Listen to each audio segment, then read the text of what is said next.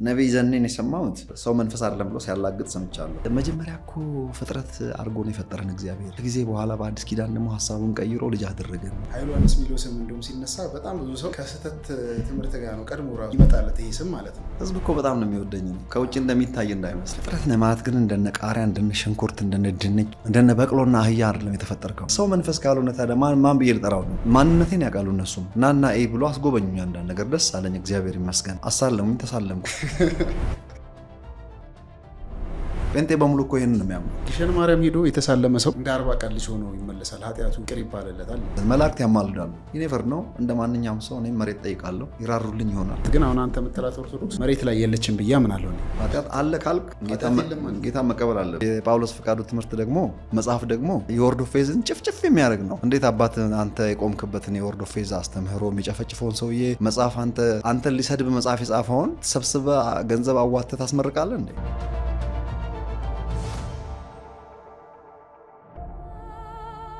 ሰላም ጤና ይስጥልኝ የተከበራችሁ ተመልካቾቻችን እንዴት ናችሁ? የጌታ ኢየሱስ ክርስቶስ ጸጋና ሰላም ይብዛላችሁ። ይህ በየሳምንቱ በክርስቲያን ቲቪ የተዘጋጀ ወደ እናንተ የሚደርሰው ክርስቲያን ፖድካስት ነው።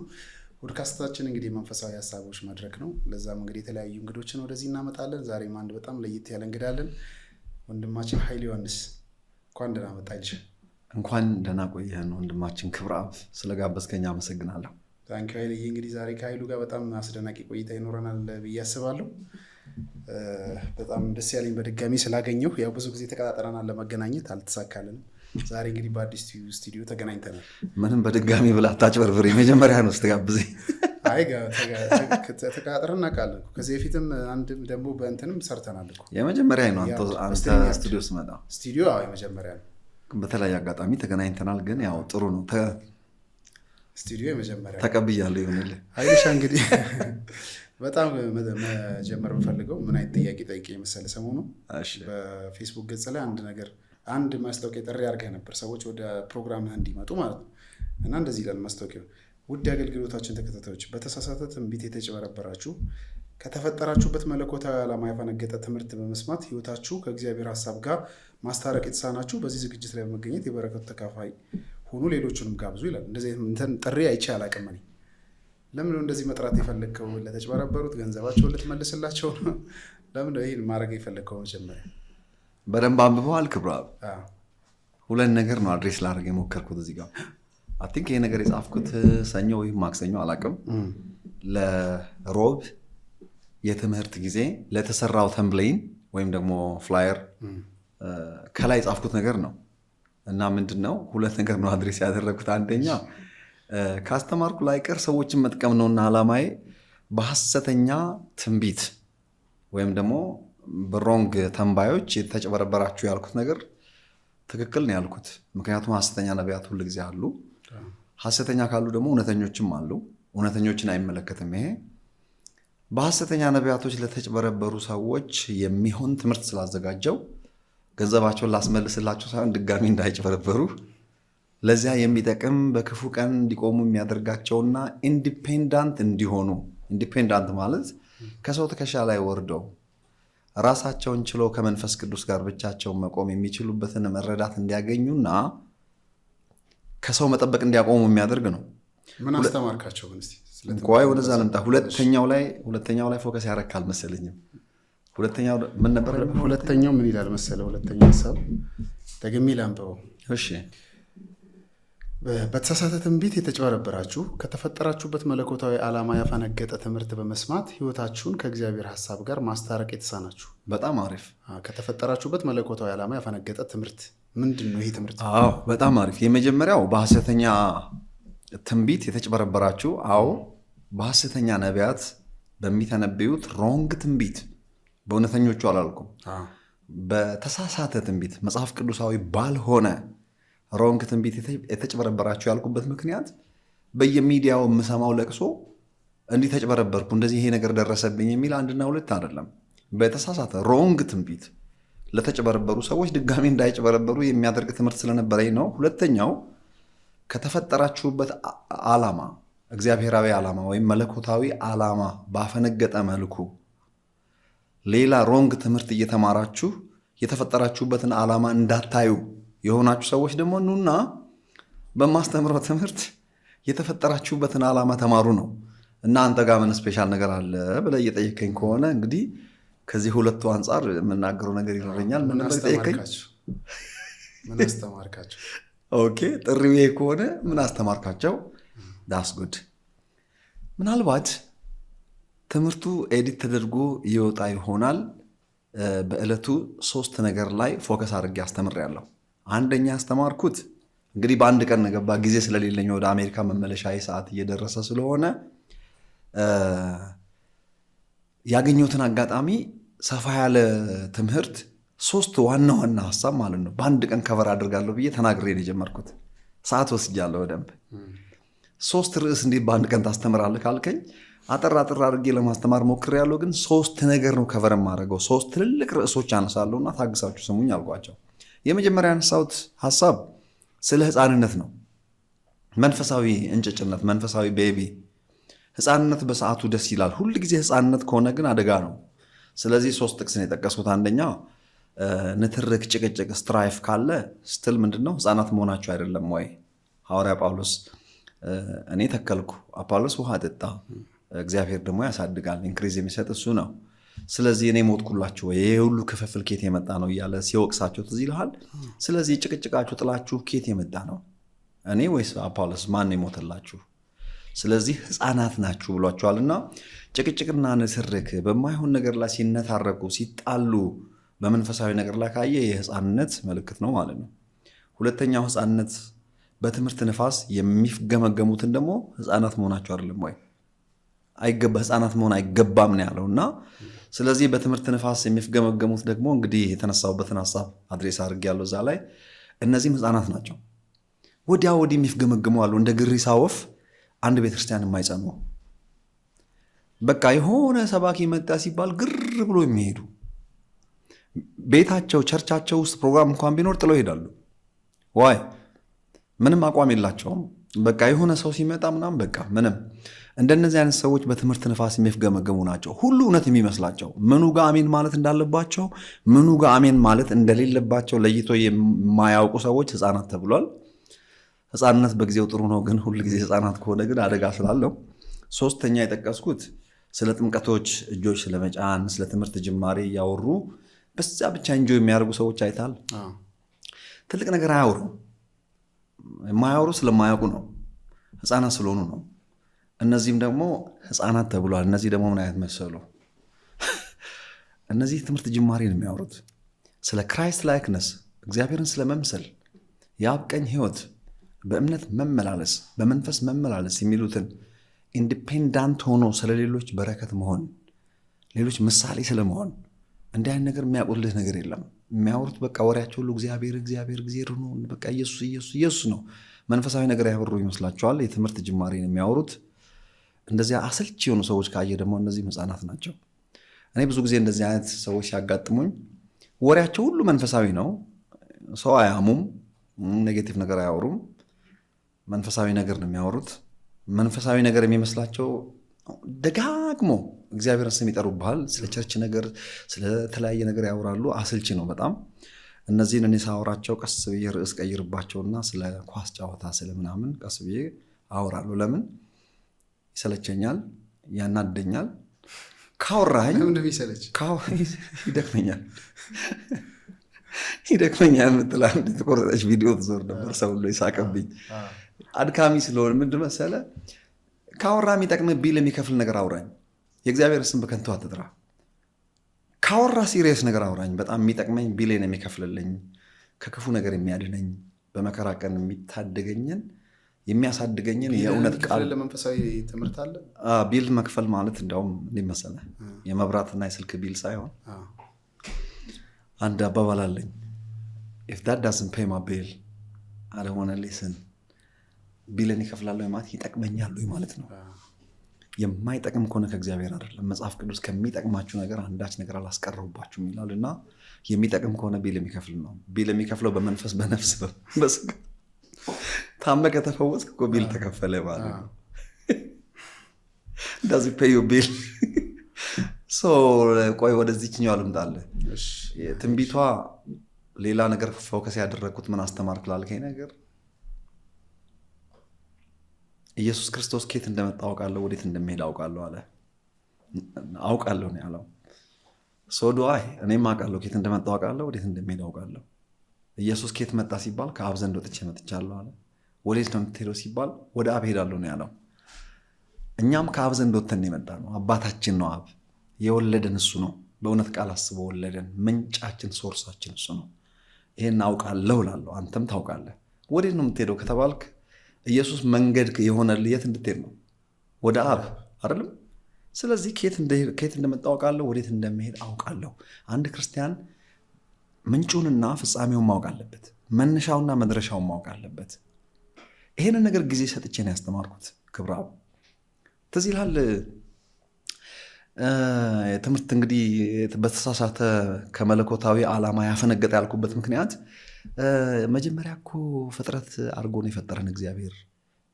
ከጊዜ በኋላ በአዲስ ኪዳን ደግሞ ሀሳቡን ቀይሮ ልጅ አደረገን የሚል አስተምሮ ሰምታል? ሰምቼ አውቃለሁ።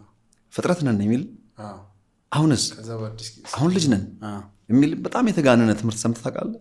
ያ ማለት እኮ እግዚአብሔር አደገ፣ እግዚአብሔር ሀሳቡን ቀየረ ማለት ነው። ይገባሃል? እግዚአብሔር ያደረገውን ነገር ሁሉ ያደረገው በዘላለማዊ እውቀቱ ነው። ማሻሻያ በማያስፈልገው እውቀት ነው ያደረገውን ሁሉ ያደረገው። እችን አፕል የሰሩ ሰዎች እኮ አፕል 17 በሚቀጥለው 18 ይመጣል፣ ተሻሽሎ ነው ይመጣል። ለምን? ከእውቀት ከፍሎ ስለሚያውቁ። የእግዚአብሔር ነገር አይሻሻልም፣ አያድግም። ሲጀመር በመልኩና በአምሳሉ ነው የፈጠረን። የእግዚአብሔር መልክና አምሳል ወዴት ነው የሚሻሻለው? በአዲስ ኪዳን ኢየሱስ ክርስቶስ ያንን መልክና አምሳል ነው ሚረር ያደረገው። ሲጀመር ሌላ ነገር አይደለም። He redeemed the original blueprint of human innocence. That innocence was redeemed. Redemption ወይም የመዋጀትን ሕግ ካወቅን የነበረ ነገር በሆነ አጋጣሚ ከእጅህ የወጣ ያስከፈለን ክፍያ ከፍለ መልሰ የራስ ስታደርገው ዋጃው ይባላል። ኢየሱስ ክርስቶስ ዋጅቶን ማለት የነበረውን ነው የዋጀው፣ አዲስ ነገር የለም። ፍጥረት ነን ለሚሉ ሰዎች መልእክት አለኝ። አዎ ፍጥረት ነን። ፍጥረት ነን ማለት ግን እንደነ ቃሪያ፣ እንደነ ሽንኩርት፣ እንደነ ድንች፣ እንደነ ቀይ ሽንኩርትና ጋርሊክ ምናምን ገባኝ። የኔ ሀሳብ ነው። እንደነ በቅሎና አህያ አይደለም የተፈጠርከው። እንደነ ድንጋይ፣ እንደነ ዛፍ ፍጥረት ናቸው እነዚህ ሁሉ። ትክዳለን የፍጥረት መሆኑ? ኦኬ ፍጥረት ነኝ ስትለኝ ከነዚህ አንዱ አድርገህ ነው ከነዚህ አንዱ ነን እኛ ነው። ሰው ላይ መልክና አምሳል አለ። የእግዚአብሔራዊ መለኮታዊ ባህር ያለ ሰው ላይ እሱ ነው ልጅ ያስባለን በነገራችን ላይ እንጂ እግዚአብሔር ሚስት አግብቶ አልወለደም ወይ ከማፀን አላወጣንም። ልጅነት ኢንቲሜሲ ነው ሲጀመር። ስለዚህ ያኔ ፍጥረት ነን። አዎ እስማማለሁ። ነገር ግን ፍጥረት ሲባል ስፔሻል ፍጥረት ነን። ምን አይነት? በእግዚአብሔር መልክና አምሳል ተፈጠርን። አዲስ ኪዳን ላይስ ልጅ ነን ነው አይደል የሚባለው? ኢትስ አ ላንጉጅ። እዚህ ጋር መጥቶ እግዚአብሔር ከሚስት አልወለደንም ከማፀን አላወጣንም። ልጅነት አሁንም የእግዚአብሔር መልክና አምሳል የተፈጠርንበት በዛው የእውነት ቃል አስበው እንደገና ወለደን። አሁንም በዛው በመጀመሪያው የእውነት ቃል ሰው በመልካችን እንደ ምሳሌያችን ይሁን በሚለው ድሮም ፍጥረት ነን፣ አዲስ ኪዳን ላይም ፍጥረት ነን። 3 ጥቅስ ልጥቀስልህ። ማንም በክርስቶስ ቢሆን አዲስ ፍጥረት ነው ይላል። የምን ግርግር ነው? ያኔም ፍጥረት ነህ፣ እዚህ ጋርም ፍጥረት ነህ። በክርስቶስ ተፈጠርን ተብሎ ተጽፏል። ፍጥረቱ ነንና ይላል መጽሐፍ ቅዱስ። ማንም በክርስቶስ ቢሆን አዲስ ፍጥረት ነህ። ድሮም ፍጥረት ነህ፣ አሁንም ፍጥረት ነህ። እግዚአብሔር ፈጣሪ ነው፣ እኔ ፍጡር ነኝ። ምንም የተቀየረ ነገር የለም። ልጅነት የተባለው መፈጠርን ነው። ልጅነት የተባለው ባራህ ብሎ ነው በሂብሩ ቋንቋ የሚጠራው። ባራህ ግን ለሰማይ ምድርም ባራህ ነው የሚለው ሂብሩ ባይብል። ለእኛም ባራህ ነው ያለው ፈጠረ የሚለው ማለት ነው። ባራህ ከራሱ እኛን አስገኘን። በመልኩና በአምሳሉ መፈጠራችን ነው ከሌላ ፍጥረት የለየን እንጂ አዎ ፍጥረት ነን። እዚህ ጋርም ፍጥረት ነን። መወለድ የተባለውም ላንጉጅ ነው እንጂ እግዚአብሔር ውስጥ ገብተህ ወጣ ማለት አይደለም፣ ወይ አመጦ ከማህፀን ወጣ ማለት አይደለም። እግዚአብሔር ስጋ ለባሽም አይደለም። ሰው ይሄንን ዲቴይል ነው ወስጄ ያስተማርኩት። ስለ ክርስቶስም እንደዚያው እኛንም አስተማርከን እኮ እዚሁ። ያ ኦፍ ኮርስ ታላላ አስተምር እኮ ነው የመጣሁት።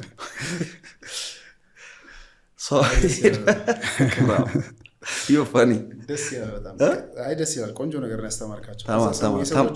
ተማር ልጄ ተማር። የሰዎቹ እንትን እንዴት ነበር? የሰዎቹ ምላሽ እንዴ?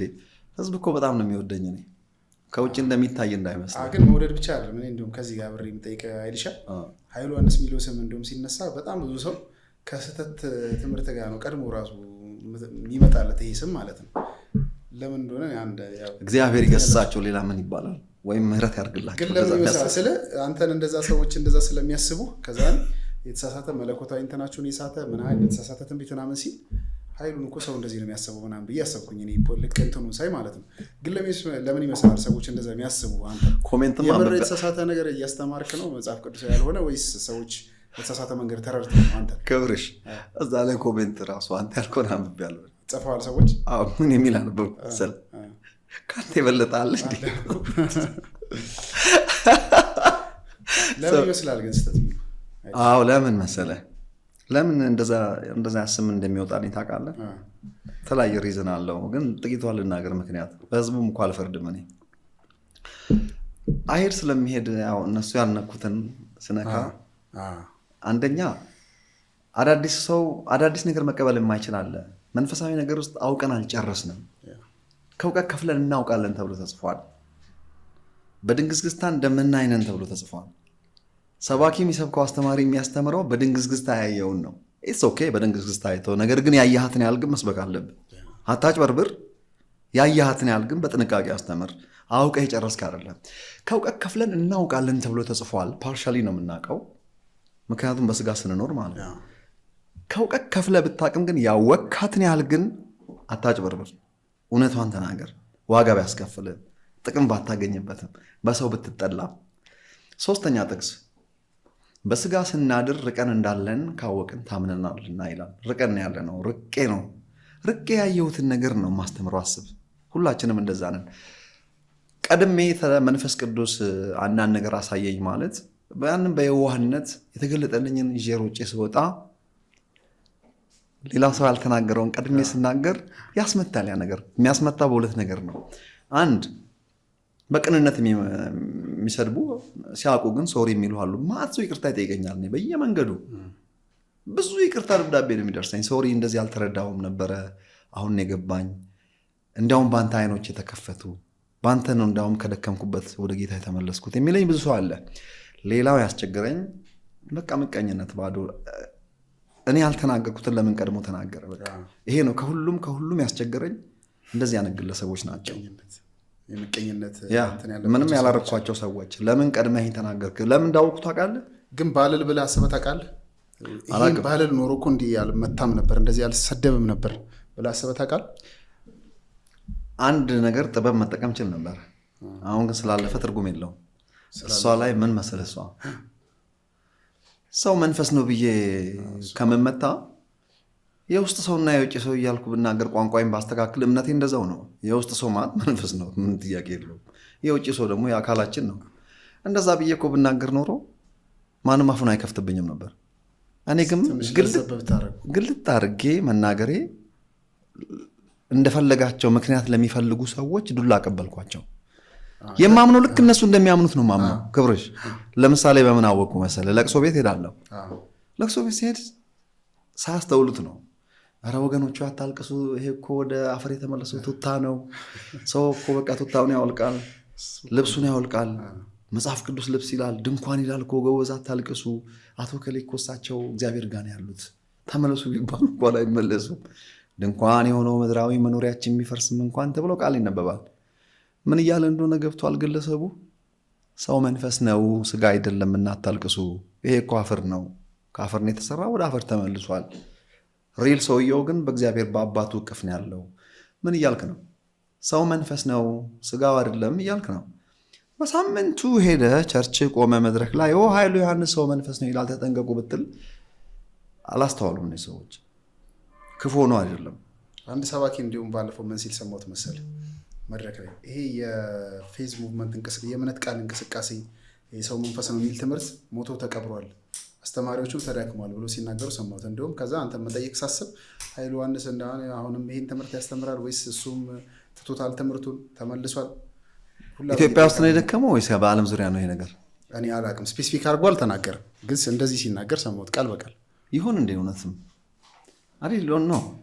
እኔ መቼም አልቀየሩም። ትምህርቱ ከተዳከመ እና ሰሚ ካጣ እኮ አይሰራም። ትክክል አይደለም ማለት ነው ትምህርታችሁ። ዓለም ሁሉ እየሰማኝ አይደል? እንዳውም በዚህ ትምህርት ብዙ ሰው ተጠቅሟል። አት ሴም ታይም ሚስ አንደርስቱድ አልተደረገም የሚል እምነት የለኝም። ግን አንድ ነገር ልንገርህ፣ ሰውየው ኬት አምጥቶ እንደዛ እንዳላላቅም እንጂ እነ ቢል ዊንስተን እነ ብራዘር ኮፕላንድ ሌሎችም ትልልቅ ሰባኪዎች እንግዲህ አልሞቱም፣ በሕይወት አሉ። እኔ አሜሪካ የማውቃቸው ትልልቅ ሰባኪዎች የምትላቸው ሁሉ ሰው መንፈስ እንደሆነ ያምናሉ። ግን ይህን እንደ ሙዚቃ ሁል ጊዜ ልንዘፍነው አይገባም። እኔ እንደዛ ብዬ የማስተምርበት ምክንያት ስላለኝ ነው። ራሴን ከመንፈስ ካላየው በስተቀረ እግዚአብሔር የሚያውቀውን ሰው እንዴት አድርጌ ነው ማየው? አስፈላጊ ነው። ግን አሁን የሰው ማንነት ማስተማር እኔ ለምን እንደው ታውቃለህ እንደዛ ማምነው? ለምሳሌ ጸድቃችኋል፣ ነጽታችኋል፣ ተቀድሳችኋል ተብሏል። ቅዱስ ነኝ፣ ንጹህ ነኝ፣ ጻድቅ ነኝ። የሚቀደሱትን ለዘላለም እነሱን ፍጹማን ካደረጋቸው በኋላ በግርማው ቀኝ ተቀመጠ ብሏል። ያንን ማንነት ከስጋ ተነስቼ ራሴን ካየሁ ፐርፌክት የሆነውን ሰው ማየት እችላለሁ? ከነፍስ ተነስቼ እይታ ነው ያዝ እንዲህ ይላል እኮ ማንንም በስጋ እንደሚሆን አናውቅም ሲል ማንም በክርስቶስ ቢሆን አዲስ ፍጥረት ነው። ከእንግዲህ ግሪካዊ፣ አይሁዳዊ፣ ወንድ ሴት የለም። በክርስቶስ ማንም ቢሆን አዲስ ፍጥረት ነው። ያን አዲሱን ፍጥረት ወይም አዲሱን ሰው ማየት የምችለው ዳግም የተወለደውን ሰው እየሳቅ ነው። እስቲ ዮሐንስ ወንጌል ምዕራፍ 1 ቁጥር 12 አንብብ። እነርሱም ከእግዚአብሔር ተወለዱ እንጂ ከደም ወይም ከስጋ ፈቃድ ወይም ከወንድ ፈቃድ አልተወለዱም ማለት። እሱ ማለቱ ሰውን መንፈስ አያደርገውም። አንድ ባለፈው ድሮ እንደዚህ አይነት ትምህርት ቲቺንግ ውስጥ የነበረ ሰው መጥቶ እዚህ ከኛ ጋር ቃለ መልስ እያደረገ ነበር እና አሁን ትምህርቱ ቶታሊ ሮንግ ነው ብሎ ነው የሚያምኑ። ሰው ያስቀመጣቸው መጽሐፍ ቅዱሳዊ እንትኖች አሉ። ያው እዚህ ለክርክር ስላልመጣን እነሱም ብዙ አላነሳም። ግን ይሄ አሁን ያነሳውን ጥቅስ አንስቶ እሱ የሚያወራው ከመንፈስ መወለድ ማለት መንፈስ መሆን ማለት አይደለም እያለ ሲያወራ ነበር። መብቱ ነው። ግን እኔ ልናገር ተናገር እስቲ። ዮሐንስ ወንጌል ምዕራፍ 1 ነው ያነሳ ነው። ወደ ገዛ ወገኖቹ መጣ፣ የገዛ ወገኖቹም አልተቀበሉትም። ይሁን እንጂ ለተቀበሉት በስሙም ለሚያምኑት ለእነሱ የእግዚአብሔር ልጆች ይሆኑ ዘንድ ስልጣን ሰጣቸው። እነርሱም ከእግዚአብሔር ተወለዱ እንጂ ከደም ወይም ከስጋ ፈቃድ ወይም ከወንድ ፈቃድ አልተወለዱም። ዮሐንስ ወንጌል ምዕራፍ 1 ቁጥር 12 ከላይ ጀምሬን ያነበብኩት። ኦፍኮርስ ወደ ገዛ ወገኖቹ መጣ የሚለው በነገራችን ላይ ወደ እስራኤላውያን መጣ ማለት ይመስለኝ ነበር ድሮ። ሰው ሁሉ እንደዛ ነው የሚመስለው። እና ዲቴል ኮሜንታሪዎችን አንብቤ ያለው እኔም እንደዛ ነው ይመስለኝ ነበር፣ ግን አይደለም። ወደ ሰው ዓለም መጣ። ሰው የእግዚአብሔር ወገን ነው። ስለ እስራኤላዊ አሕዛብ ምናምን ብሎ ነገር የለም። ኦሪጂናል ሰው የእግዚአብሔር ወገን ነው። ኃጢአት ሰርተን የምንጠፋ ወደ ሰው ዓለም መጣ ነው ሀሳቡ። ይሄ አያጣላንም። ለተቀበሉት በስሙም ለሚያምኑት ኦኬ የእግዚአብሔር ልጆች የሆኑ ዘንድ ስልጣን ሰጣቸው። በልጅነት ስልጣን ኦኬ። እነርሱም አለ ከእግዚአብሔር ተወለዱ እንጂ ከደም ወይም ከስጋ ፈቃድ ወይ ከወንድ ፈቃድ አልተወለዱም። ስለ እኔና ስለ አንተ ነው የሚያወራው። አምነን ተቀብለናል። የእግዚአብሔር ልጆች የሆኑ ዘንድ ስልጣን ሰጣቸው። እነሱም ከእግዚአብሔር ተወለዱ አለ። እኔ እናንተ ከእግዚአብሔር ተወለድን። መጽሐፍ ቅዱስ እኮ በዛ የእውነት ቃል አስበው ወለዳቸው ይላል። ወለዳቸው ከተባለ ለምን እንደማጭበረብረው ነኝ። መውለድ ብቻ ለሚያወራው ከመንፈስ የተወለደ መንፈስ ነው፣ ከስጋ የተወለደ ስጋ ነው ተብሎ ተጽፏል። ባዮሎጂካል አካሌን እናትና አባቴ ናቸው የሰጡኝ። እነሱ ከአያቶቼ፣ አያቶቼ ከቅድመ አያቶቼ። ሄዶ አዳም ከአፈር ሌላ ማንነት አለኝ። አንድ ቀን ከዚህ አካል ይሄ አካል ሲሞት ከዚህ የሚወጣው ከኔ የመጣው እሱ እናትና አባቴ ናቸው የሰጡኝ። እሱን ከእግዚአብሔር እንደተሰጠ ያ ዘር እኮ ነው። በነገራችን ላይ በመልካችን እንደ ምሳሌያችን ይሁን የተባለው ቃል የሰው ልጅ የመጀመሪያው ልደት እሱ ነው። ያው ታውቃለህ፣ ብዙ ሰው እንግዲህ የመጀመሪያው ልደት በስጋ ከእናት አባታችን የተወለድንበት ብሎ አለ የሚያምኑት። እኔ ኃይሉ ዮሐንስ አላምንም እንደዛ። ማምነው የመጀመሪያው ልደት ዘፍጥረት ምዕራፍ 1 ሰው ሊሆን የሚችል የመጀመሪያው ዘር የተሰጠበት እሱ የእግዚአብሔር ልጅ የሆንበት ነው። እሱ ዘፍጥረት ምዕራፍ 3 ላይ ተበላሸ። እንደገና በክርስቶስ ኢየሱስ በማመን ተወለድን። እንደገና ይህንን መወለድን ነው መፈጠር ብሎ የሚጠራው። ክፍሉ አያወራም ላለው ነገር ከእግዚአብሔር ተወለድክ እያለኝ እንዴት ነው ክፍሉ ስለመወለድ የማያወራው? የተወለደው ደግሞ ስጋ አይደለም። ስጋዬን የወለዱኝ ሰዎች አውቃቸዋለሁ፣ ደርሼባቸዋለሁ። ኃይሉ ዮሐንስ ብሎ የጠራው እኮ እግዚአብሔር ይህንን አይደለም፣ ባዮሎጂውን ከዚህ ተለይቶ የሚሄደውን ነው። እንደዛ ባይሆን ሐዋርያው ጴጥሮስ ከዚህ ማደሪያ ተለይቼ እንደሚሄድ አሳይቶኛል ያለው የሄደው ነው ጴጥሮስ ወይስ በሮም አደባባይ ዘግዝቆ የሰቀሉትና እስከዛሬ አጥንቱ የቱ ጋር እንዳለ ይታወቃል። እኔ ሮም ሄጄ የጳውሎስንም አንገት የተቆረጠበትንም ጎብኝቻለሁ፣ የጴጥሮስንም ቫቲካን ጎብኝቻለሁ። ስለዚህ በተለይ ጳውሎስን ሄጄ አይቻለሁ። ስጋ ትንሣኤ አልተደረገም። ጳውሎስና ጴጥሮስ የሉም። ሰው መንፈስ ካልሆነ ታዲያ እነማን ናቸው እነዚህ አሁን በሰማይ ያሉ ብለን የምናምናቸው? አካላቸው እኮ አፈር ውስጥ አለ እስካሁን ድረስ። የአብርሃም ይስሐቅ፣ ያዕቆብ መቃብር እስከዛሬ ድረስ ተከልሎ አካባቢ ይጎበኛል። ሄብሮን እስራኤል ሄጄ ነበር አንድ ጊዜ። እሱን የማየት እድል አላገኘውም። የዳዊትን መቃብር ግን አይቻለሁ። ታዲያ የዳዊት አጥንት ይጎበኛል፣ ሄጄ አይቻለሁ በአካል ሬሳ ሳጥኑን አይቼዋለሁ። ዳዊት የሚባለው ሰውዬ ግን እንዳለ መጽሐፍ ቅዱስ ይነግረናል። ሰው መንፈስ ካልሆነ ታዲያ ማን ብዬ ልጠራው ነው? ስለዚህ በአቋም እንደጸና ነው ማለት ነው። ወድጄ እኮ አይደለም ምንም ላደርገው አልችልም። ከስጋ ራሴን ካየው ሮንግ ሰው ነው ብጠራው። ከዛ ሰው ጋር እናገናኛቸዋለን። በቃ አንድ ቤት ፈቃደኛ ነው። አንድ ቀን ዲቤት ሳይሆን በግል ያውራኝ እንዲሁ ቁጭ ብለን እዚህ ጋር ተወያያላችሁ። ፈቃደኛ ነው ይመስለኛል። እንግዲህ ተው እናወራውና አንድ ቀን ስትመለስ ሰውየውን ሳቀው። መጀመሪያ ሰውየው ታውቋለህ፣ እነግርሃለሁ፣ በግል እነግርሃለሁ፣ ወይ ቪዲዮ ሲወጣ ታየዋለህ። ስማ ማንም ምንም ማለት ይችላል፣ ማንም ምንም ማለት ይችላል። የእግዚአብሔር ቃል አቶ ከሌ ስላልተመቸው ወይም ደግሞ ማጆሪቲው አንድ ቋንቋ ስላወራ እሱም ስክሪፕቸር አለው ለሚለው ነገር ኃይሉ ዮሐንስ ሰው ሁሉ ያወራውን አያወራም። ለምን ብቻዬን አልቀርም? እውነት ብቻ ነው የማወራው። እኔ የገባኝን ነው ደግሞ የማወራው። የማውቀውን ከተጠየቅኩ የማወራው ነገር አለኝ ማለት ነው ካወራው። እሺ እንቀጥላለን። የተከበራችሁ ተመልካቾቻችን እንግዲህ ከወንድማችን ኃይሉ ዮሐንስ ጋር የምናደርገው ቆይታ እንደቀጠለ ነው። ኃይልሻ እንግዲህ በጣም ከቅርብ ጊዜ ወዲህ በተለይ ቲክቶክ ላይ ከመጣ ቲክቶክ ፕላትፎርም ላይ ከመጣ በኋላ እንዲሁም በአንዳንድ ቃለ ምልልሶች ላይ ስመለከት በጣም የኦርቶዶክስ ጠበቃ ሆና ያለው በተለየ መንገድ። እንዲሁም አንድ ቃለ ምልልስ ላይ ብጠመቅ ችግር የለውም ማለት ጸበል ብረጭ ችግር የለውም ብሳለም ችግር የለውም ደስ ይለኛል የሚል ነገር አውርታል። ይሄ ማለት ሰዎቹ እንግዲህ ከኛ ጋር በዶክተሪን የሚለያዩ ሰዎች የእምነታቸው መገለጫ የሆኑ ነገሮች ናቸው። እነሱ የሚያምኑበት ነገር ማለት የእምነታቸውን ስርዓት የሚፈጽሙበት ነገር ነው። አንተ ደግሞ እንደ አንድ ወንጌላዊ አማኝ ይህ ነገር አይጋጭም እርስ በርሱ? ለእነሱስ በተለየ መንገድ ደግሞ ጠበቃ መሆን የፈለግክበት ምክንያት ምንድን? ምናልባት የቄስ ልጅ ስለሆንኩ ይሆን እንዴ? ቄስ ልጅ ብቻ ሳይሆን አያት ቅድመ አያቶችም ናቸው። ግን መጠየቀው ነገር ሚስ አንደርስቱድ መደረግ አለ አንዳንድ ጊዜ። እኛም ደግሞ ምን ያስነሳል ምን ጥያቄ ያስነሳል የሚለውን ሳናስብ ድንገት ከአፋችን የሚወጣውን ቃል መጠበቅ አለብን። ኦፍኮርስ እውነቱ ይሄ ነው። ክብርሽ ልንገርህ፣ እኔ ያወራሁት ስለ ጥንታዊ ኦርቶዶክስ ነው ያወራሁት። የዱላ ቅብብሎሹን አምናለሁ። የሐዋርያዊ ያስ እንደው ምናልባት ወይ በኋላ ተጠይቀኝ እንደሆነ ወይ አሁኑኑ አንድ ላይ አድርጌ ልንገርህ። አብረ እየነካሁት ልሂድ መሰለኝ። ያወራሁት ምን መሰለ፣ ከየት መሰለ መነሻው የመጣው? መነሻው የኦርቶዶክስ ቤተክርስቲያን አነሳስ ስለ ኢትዮጵያ ኦርቶዶክስ ቤተክርስቲያን አለም እያወራ ያለሁት፣ ዓለም አቀፍ ኦርቶዶክስ ነው እያወራ ያለሁት። ኦርቶዶክስ ጥንታዊት ቤተክርስቲያን ነች። እሷንማ ማጣጣል አትችልም። እነሱ ናቸው ተሸክመው እዚህ ያደረሱን። እያወራ ያሉት ግን ልባር እንዳትቀላቀል። አሁን ያሉትን የኢትዮጵያ ተዋህዶ ኦርቶዶክስ ቤተክርስቲያንን አልነካውም። እሱ እንዳለ ይቀመጥ፣ እመጣበታለሁ። ያቺ ጥንታዊት ኦርቶዶክስ ታውቃለህ፣ ከሐዋርያት ቀጥሎ ይህን ደጋግሜ ተናግሬያለሁ። ዲስ ዴይስ ሪሰርች የማደርገው የኤርሊ ቸርች ታሪክ ነው። በነገራችን ላይ እንደ አዲስ ተመልሻለሁ። ብዙ መጽሐፍት እያነበብኩ ነው። ብዙ ዳኪመንተሪዎችም እያየሁ ነው።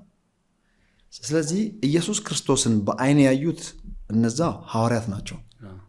ስለዚህ ኢየሱስን አይተዋል፣ ከሱ ተምሯል፣ አብሮ በልተው ጠጥተዋል፣ ዳሰውታል።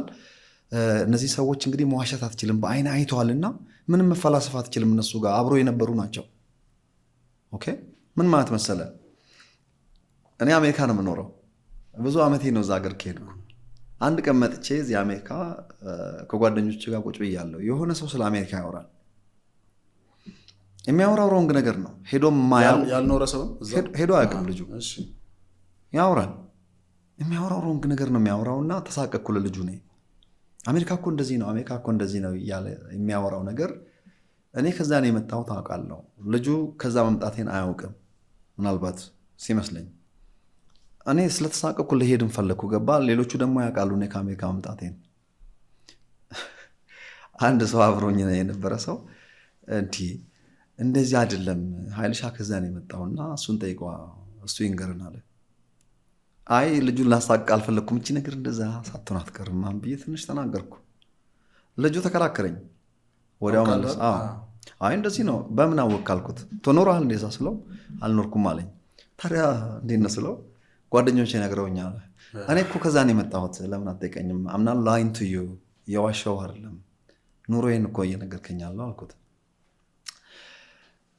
ተመሳሳይ አይዲያ ኢየሱስ ክርስቶስ ጋር የነበሩትን ሐዋርያትን አንድ ሰው ሄዶ ከኋላ ተነስቶ ገብቷል። ጴጥሮስን ኮሬክት ማድረግ አይችልም። አሁን ተነስተንኛ ጳውሎስ እኮ አልገባውም ነበር ለማለት አንችልም። እነዚህ ሰዎች ከጌታ ጋር የነበሩ ሰዎች ናቸው። እኛ ማንን ከኋላ ተነስተን ኮሬክት የምናደርጋቸው? እነ ዮሐንስን አብሮ የበሉ የጠጡ ከሱ የተማሩ አፍን ዘግተህ ጸጥ ብለህ ከመስማት ውጭ ምን አማራጭ አለ? እነሱ የነገሩህን ስለዚህ በእንደዚህ አይነት መልኩ የኢየሱስ ክርስቶስ ደቀ መዛሙርት ናቸው ማለት መዛሙርት ናቸው። እነሱ ከሞቱ በኋላ ደግሞ ከእነሱ ጋር የተገናኙ አንዳንድ ሰዎች አሉ እንደነ ፖሊካርፕ አይነት የሐዋርያቱ ተማሪዎች። ኢየሱስን እንግዲህ ካረገ በኋላ ደቀ መዛሙርት ብቻ ናቸው። በቃ እነሱ ናቸው የኛ ላይብረሪ ማለት ነው። እነሱ ደግሞ ከሞቱ በኋላ ከነሱ ጋር የነበሩ ከነሱ የተማሩት ደግሞ ሞር ቀረብ ያሉ ናቸው። ለምሳሌ የሮሙ ክሌመንት የሚባል ሰው፣ የማነው ስሙ ፖሊካርፕ፣ አግናጢዮስ፣ ሌሎችም አሉ። ያው ስማቸው አሁን ረስቼው ነው። አይ ቲንክ ያልከው ሰውዬም አንዱ ነው መሰለኝ። የዮሐንስ ደቀ መዝሙር እሱም የዮሐንስ ነው። አግኔሽስ የሚባል ሰውዬ ይሆን እንዴ? የስ ብቻ ሁለቱን አውቃለሁ እኔ ትዝ የሚለኝ። እነዚህ ኤርሊ ቸርች ፋዘርስ ብሎ ይጠሯቸዋል እነሱን ማለት ነው። ለምን ከሐዋርያት ጋር ተገናኝተዋል። ከነሱ ስትሰማ ማለት ልክ ኢየሱስ እንዳገኘ ነው የሚቆጠረው፣ ትንሽ ኢንፎርሜሽኑ ቢርቅም። ከዚያ በኋላ እንግዲህ የሐዋርያት እምነት መግለጫ ተጻፈ። እዛ ሁለተኛው ሴንቸሪ አካባቢ ነው የተጻፈው። ብዙ ስኮላሮች፣ ብዙ ታዋቂ ግለሰቦች በዚህ አካባቢ ላይ ተነስቷል፣ ሁለተኛው ላይ ማለት ነው። እንደነ ኦሬገን ማነው ሰው የስላሴን የመጀመሪያ ስሙን የተጠቀመበት ማነው ተርቱሊያን፣ እነ ጀሮም 66ቱን መጽሐፍ ፒክ ያደረገው እሱ ነው። በነገራችን ላይ ዛሬ በእጃችን የያዝ ነው ሰው። ከዚያ በኋላ የሐዋርያት እምነት መግለጫ ተጽፏል፣ ብዙ አመንድም ተደርጓል። ከዚያ በኋላ እንግዲህ ፋስት ፎርወርድ ወደፊት ላምጣና ሶስተኛው ክፍለ ዘመን አካባቢ ይሄ ቆስጠንጢኖስ ጌታን የተቀበለበት 313 አካባቢ ላይ ያን ጊዜ እንግዲህ ብዙ ታላላቅ የእግዚአብሔር ሰዎች ቢሾፖች ነበሩ። እነዚህ በሙሉ ሌት ቸርች ፋዘርስ ነው የሚባሉት። ከኤርሊ ቸርች ፋዘርስ በኋላ ያሉት እስከ ኒቂያ ጉባኤ እንዳውም ከዛም በኋላ እስከ 4ኛው ክፍለ ዘመን እንደ ሌት ቸርች ፋዘርስ ይወስዷቸዋል። እነዚህ ትልልቅ የእግዚአብሔር ሰዎች ኢቨን እነ አትናቴዎስን፣ እነ ቅዱስ ቄርሎስን፣ እነ ኦገስቲን እነዚህ ታላላቅ ሰዎች ናቸው። የኒቂያ ጉባኤ 325 ላይ ነው የተከናወነው። የኒቂያ ጉባኤ ላይ የተገኙት 325 ላይ ማን ናቸው? የትኛው ሃይማኖት ተከታይ ናቸው? ኦርቶዶክስ የሚለው ነገር የግሪክ ቋንቋ ተመልከት። እንግዲህ ኢየሱስ ክርስቶስ በምድር ላይ በነበረበት ሰዓት በሮማን ኤምፓየር ውስጥ ይነገር የነበረው የስራ ቋንቋ ግሪክ ነው። ለምን? ግሪኮች ከሮማን በፊት ነበሩ አይደለም? እስከ 27 ዓመት ዓለም ድረስ ግሪክ ነበሩ። ግሪኮች እግዚአብሔርን የተጠቀመባቸው ቋንቋቸውና ባህላቸውን ያስፋፉ ነበር። በሄዱበት ወታደሮቻቸው የአገሩን ሰው እንዲያገባ ይደረግና አሲሚሌሽን ይፈጥራሉ። መንፈስ ቅዱስ ዓላማ አለው። ለአዲስ ኪዳን እያዘጋጀ ነው። ሮማውያን ሲመጡ ደግሞ ሮማዊነታቸውን ብቻ ነው፣ እነሱም ቋንቋ የግሪክን አዳፕት አደረጉ። ስለዚህ ተመልከት፣ በሮማን ኤምፓየር ውስጥ ያሉት የግሪክ ቋንቋ ተናጋሪ ስለሆኑ ትክክለኛይቱ ሃይማኖት፣ ትክክለኛይቱ የክርስቶስ ቤተክርስቲያን ሃይማኖት ስም የላቸው። ያኔ ኦርቶዶክስ፣ ካቶሊክ፣ ጴንጤ የሚባል ነገር የለም። ምንድነው የሚባለው? ትክክለኛይቱ ሃይማኖት በግሪክ ቋንቋ ምንድነው? ኦርቶዶክሳዊት ቤተክርስቲያን ማለት ነው። የሃይማኖት ስም ግን አይደለም፣ ቀጥተኛ ማለት ነው። የስራ ቋንቋ ግሪክ ነው። ልብ አድርግ። መጥቶ ይሄ አባባል ወደ ኒቂያ ጉባኤ አካባቢ ላይ ሲደርስ የሃይማኖት መጠሪያ ሆነ። የነበረው ሃይማኖት ራሱ ኦርቶዶክስ ተባለ ማለት ነው። ተመልከተ ኦርቶዶክስ እንዴት እንደመጣ። እንግዲህ ኦርቶዶክስ ብቸኛ ሃይማኖት ሆነ። መጥቶ እስከ ኒቂያ ጉባኤ፣ ከዛም በኋላ የኤፌሶን ጉባኤ 331 ላይ፣ ከዛ በኋላ እንደገና 431 ላይ፣ እንደገና ደግሞ ኬልቄዶን 451 ላይ ወሳኝ ጉባኤ ነው። ወደ 500 ጳጳሳት ተሰበሰቡበት። እነዚህ ሁሉ እነማን ናቸው? አሁን ትክክለኛ ኦርቶዶክሳውያን ናቸው ማለት ነው። አባቶች የምንላቸው በሙሉ ኦርቶዶክሶች ናቸው። ካቶሊክ የለም፣ ፕሮቴስታንት የለም። በዚያን ሰዓት ትክክለኛይቱ ከክርስቶስ ኢየሱስ በሐዋርያት በኤርሊ ቸርች ፋዘርስ፣ ሌት ቸርች ፋዘርስ ተሸጋግሮ የመጣው እንግዲህ ማንን ነው የምናየው? የዓለም ኦርቶዶክስ ቤተክርስቲያን ነው የምናየው ማለት ነው። ኦርቶዶክስ ግን በሚያሳዝን መልኩ ኬልቄዶን ጉባኤ ላይ ለሁለት ተሰነጠቁና ኢስተርንና ኦሪየንታል ሆኑ ማለት ነው። እዚህ ጋር ብዙ ጊዜ አላጠፋም። ታሪኩን ፋስት ፎርወርድ ልምጣልህና የሮማን ኤምፓየር 399 ዓመተ ምህረት ላይ ለሁለት ሲከፈል የዌስተርን ኢስተርን ሮማን ኤምፓየር በሆነበት ጊዜ ቤተክርስቲያንም አብራ ለሁለት ተከፈለች። ማን? ኦርቶዶክስ ቤተክርስቲያን። የአትናቴዎስ ጉባኤ ሲጻፍ ፈረንሳይ አካባቢ ላይ ሲጻፍ ወደ 600 ዓመተ ምህረት ላይ ሲጻፍ ኦርቶዶክሶች ናቸው ጻፉት። ይህ ሁሉ አሁን ዩሮፕ የነበረ የምታየው ኦርቶዶክሳውያን ናቸው በዛን ሰዓት። ካቶሊክ ገና ኢመርጅ አላደረገም። መጥቶ ሮማን ኤምፓየር እንግዲህ ኮላፕስ አደረገ 399 ላይ። ዌስተርንና ኢስተርን ሆነ። ቤተክርስቲያንም እየተከፈለች ለሁለት ዌስተርን ኢስተርን እየሆነች መጣችና የዛሬ 1000 ዓመት አካባቢ ላይ ካቶሊክ ኦፊሻሊ ዌስተርን ቸርች የተባለው የስራ ቋንቋቸው እነሱ ላቲን ነው፣ ኢስተርኖቹ ደግሞ ግሪክ ነው። ግሪኮቹ በኦርቶዶክስነታቸው ሲቀጥሉ እነዚህ ካቶሊክ ሆኑ ማለት ነው። ካቶሊክ ዩኒቨርሳል ነን አሉ። ልዩነታቸው በጣም ትንሽ ነው። ካቶሊክ ማለት ከኢስተርን ኦርቶዶክስ የወጡ ናቸው። ልንገርህ፣ ኢስተርን ኦርቶዶክስ አድጎ በጥቃቅን አሰራር ልዩነት ነው ካቶሊክ የሆነው። ለምሳሌ ከኢስተርን ኦርቶዶክስ በምን እንደሚለዩ ታውቃለህ? መንፈስ ቅዱስ ከአብና ከወልድ ይሰርጻል ይላሉ። ኢስተርን ቸርች ደግሞ ኖ ከአብ ብቻ ነው የሚሰርጸው ብሎ ያምናሉ፣ ኦርቶዶክሳውያን ማለት ነው። እነዚህ ከየት ነው ያመጡት? ዌስተርኖቹ ከየት ነው ያመጡት? ይሄ አብና ወልድ ይሰርጻል የሚለው ከኦገስቲን ትምህርት ነው ወደኋላ ሄዶ ያመ ኦገስቲን ግን ኦርቶዶክስ ነው ራሱ። እንደዛ ብሎ ማመኑ ችግር የለውም። ኦገስቲን ወደኋላ ነው። የእሱ ልጆች ነን ባይ ናቸው ካቶሊኮች። እስከ ዛሬ እንደ አባት የሚጠሩት ኦገስቲን ነው። ኦገስቲን ግን ኦርቶዶክስ እንጂ ካቶሊክ አልነበረም። ግን ከአብና ከወልድ ይሰርጻል የሚለው መነሻ እሱ ስለሆነ ነው። ስለዚህ ኦርቶዶክስን በተመለከተ እኔ ባጭሩ ልንገርህና የኦርቶዶክስ ዶክትሪን ብዬ የማወራው ማጥናት ከጀመርኩ በኋላ ወደኋላ ሲሄድ ጥንታዊቷን ኦርቶዶክስን እያወራ ያለሁት እኛን ተሸክማ እዚያ ያደረሰችን ካቶሊክና ፕሮቴስታንት። የኢትዮጵያ ኦርቶዶክስ ቤተክርስቲያን አይደለም። የኢትዮጵያ ኦርቶዶክስ ጋር ልምጣልህ። የኢትዮጵያ ኦርቶዶክስ የኦሪየንታል ኦርቶዶክስ አካል ነው። እኔ በዶክትሪን ደረጃ ከኢስተርን ኦርቶዶክስ የኦሪየንታል ኦርቶዶክስ ዶክትሪን ነው የሚስማማኝ። የኦሪየንታል ኦርቶዶክስ ተዋህዶ ነው የሚያምኑት። እኛ ፕሮቴስታንቶችን ብዙዎቻችን ተዋህዶ ነው የምናምነው፣ ቃልም ስጋ ሆነ። ኢስተርኖች እኮ እንደሚመስል የሚያምኑት የተለያዩበት ምክንያት 451 ላይ ተጣልቶ ተሰዳድበው የተለያዩት። በነገራችን ላይ አንዳንድ ዳኪመንቶችን ሳነብ ሲለያዩ አሁን በቅርብ ጉባኤ ማድረግ ጀምረዋል። ኢስተርን እና ኦሪየንታል ሊዋሃዱ ነው። መዋሃድ ሳይሆን ዲስከሽን ተጀምሯል። ጥሩ፣ ደስ ይላል። በጣም ማውራት ጀምሯል። ይገርማል። ያኔ ምን ተብሎ ነው ልዩነቱ? ፍጹም አምላክ ፍጹም ሰው in one person of the Christ ባልተቀላቀለ መልኩ መለኮትና ሰውነት አልተቀላቀለም ብሎ የሚያምነው ክፍል ኢስተርን ኦርቶዶክስ ሆነ። አይ መለየት አንችልም፣ ምክንያቱም ቃሉ በማይነጣጠል መልኩ ነው። ቃልም ስጋ ሆነ ነው የሚለው፣ አምላክ ሰው ሆነ ማለት ነው። እዚህ ጋር ልዩነት አለ ማለት አትችልም። ኢየሱስ ክርስቶስ ስግደት ሲቀበል ያየ ነው መለኮት ስለሆነ ነው። አት ሴም ታይም ሰው ነው፣ መለየት አትችልም የሚሉት ኦሪየንታሎቹ ነው። እኔ ኃይሉ ዮሐንስ የሚስማማኝ የኦሪየንታሎቹ ነው። ስለዚህ ሞር ተመልከት እንግዲህ ወደ አሁን የኢትዮጵያ ኦርቶዶክስ የኦሪየንታል የሚስማማኝ ማለት አሁን በኦርቶዶክስ ዶክትሪን ነው ኃይሉ ዮሐንስ የሚያምነው ማለት ነው። ጴንጤ በሙሉ እኮ ይሄንን ነው የሚያምነው። የኦሪየንታሎቹ እኮ ነው ምናምነው። የስ በብዛት ቆይ የኒቅያ ጉባኤ ማን ጻፈልን? የኬልቄዶንም ማን ጻፈልን? የአትናቴዎስም ማን ጻፈልን? ኦርቶዶክሶች እኮ ናቸው ይሄን ሁሉ የሰጡን። እነሱ ላይ እኮ ተመርኩዘን ነው የመጣ ነው። እኛ አሁን በዚህ እኛም እኮ ጉባኤያትን የሚክድ ጴንጤ እኮ የለም እኮ።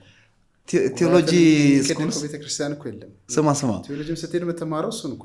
ቴዎሎጂ ስኩል ውስጥ እኮ የሚሰጡት እነዚህ አባቶች ጥንታዊ የምንላቸው እኮ ከዩናይትድ ክርስቲያን ቸርች የሚባሉት የኦርቶዶክስ የሚል ሃይማኖት ከመያዛቸው በፊት ማን ነው በኋላ ኦርቶዶክሳውያን ናቸው በሙሉ። ካቶሊኩንም ፕሮቴስታንቱንም ተሸክመው ያመጡት ክርስትናን ከክርስቶስ ኢየሱስ ያመጡልን ከሐዋርያት ተቀብለው ለዓለም የክርስትናን መጽሐፍ ቅዱስን እዚያ ያደረሱልን ኦርቶዶክሳውያን ናቸው። ኦርቶዶክሳውያን ስትል አሁን ከዚህ ካለው ከኛ ሀገር ኦርቶዶክስ ጋር ኦሪየንታልና ኢስተርን ኦርቶዶክስ አባቶች ብትል አሁን እንቀበላለን። ኦርቶዶክሳውያን ናቸው። ሃይማኖታቸው ኦርቶዶክስ ነው። ከሌላ ሃይማኖት ተከታይ ጋር ለምሳሌ በትርጉም በመጽሐፍ ቅዱስ ትርጉም ባትግባባ የምትሄደው ወደ ሐዋርያቱ ተማሪዎች ነው አለ አርሊ ፋዘርስ ወደ ባሉት ነው የምትሄደው። እሱን ላኮ ይቀበላል እኮ የፕሮቴስታንት ይቀበላል አውቃለሁ።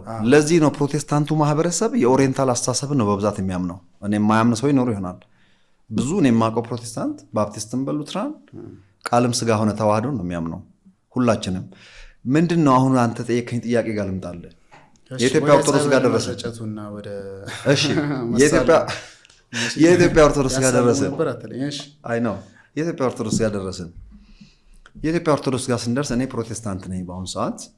ፕሮቴስታንት የሆንኩትም ደግሞ ፕሮቴስታንት መሆን የፈለግኩበት ምክንያት ስላለኝ ነው። የውርስ ወይም ደግሞ የመጣሁበት ባክግራውንድ የቤተሰብ ሃይማኖት ቢሆን ያው ባክግራውንዴ ምን እንደሆነ ይታወቃል።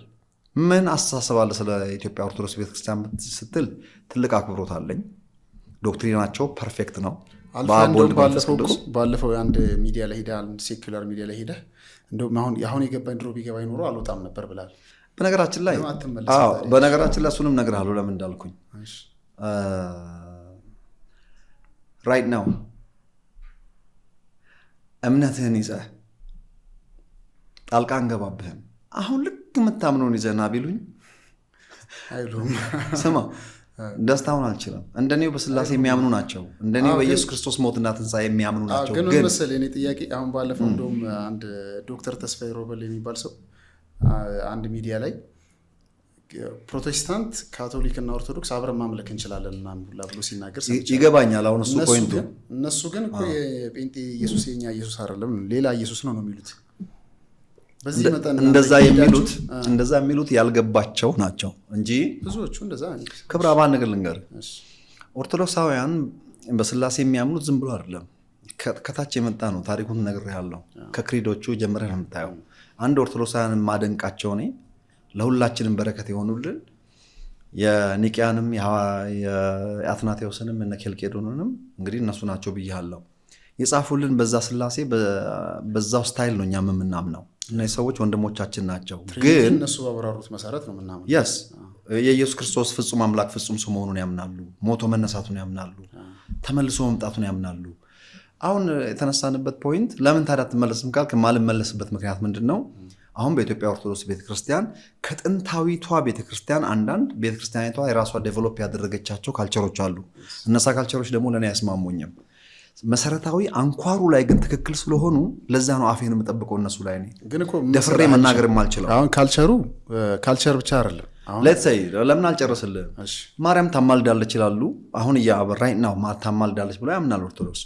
እኔ አላምንም። ስለዚህ አዎ አምናለሁ፣ መላእክትን አምናለሁ። ትራፕ እያረከኝ ነው።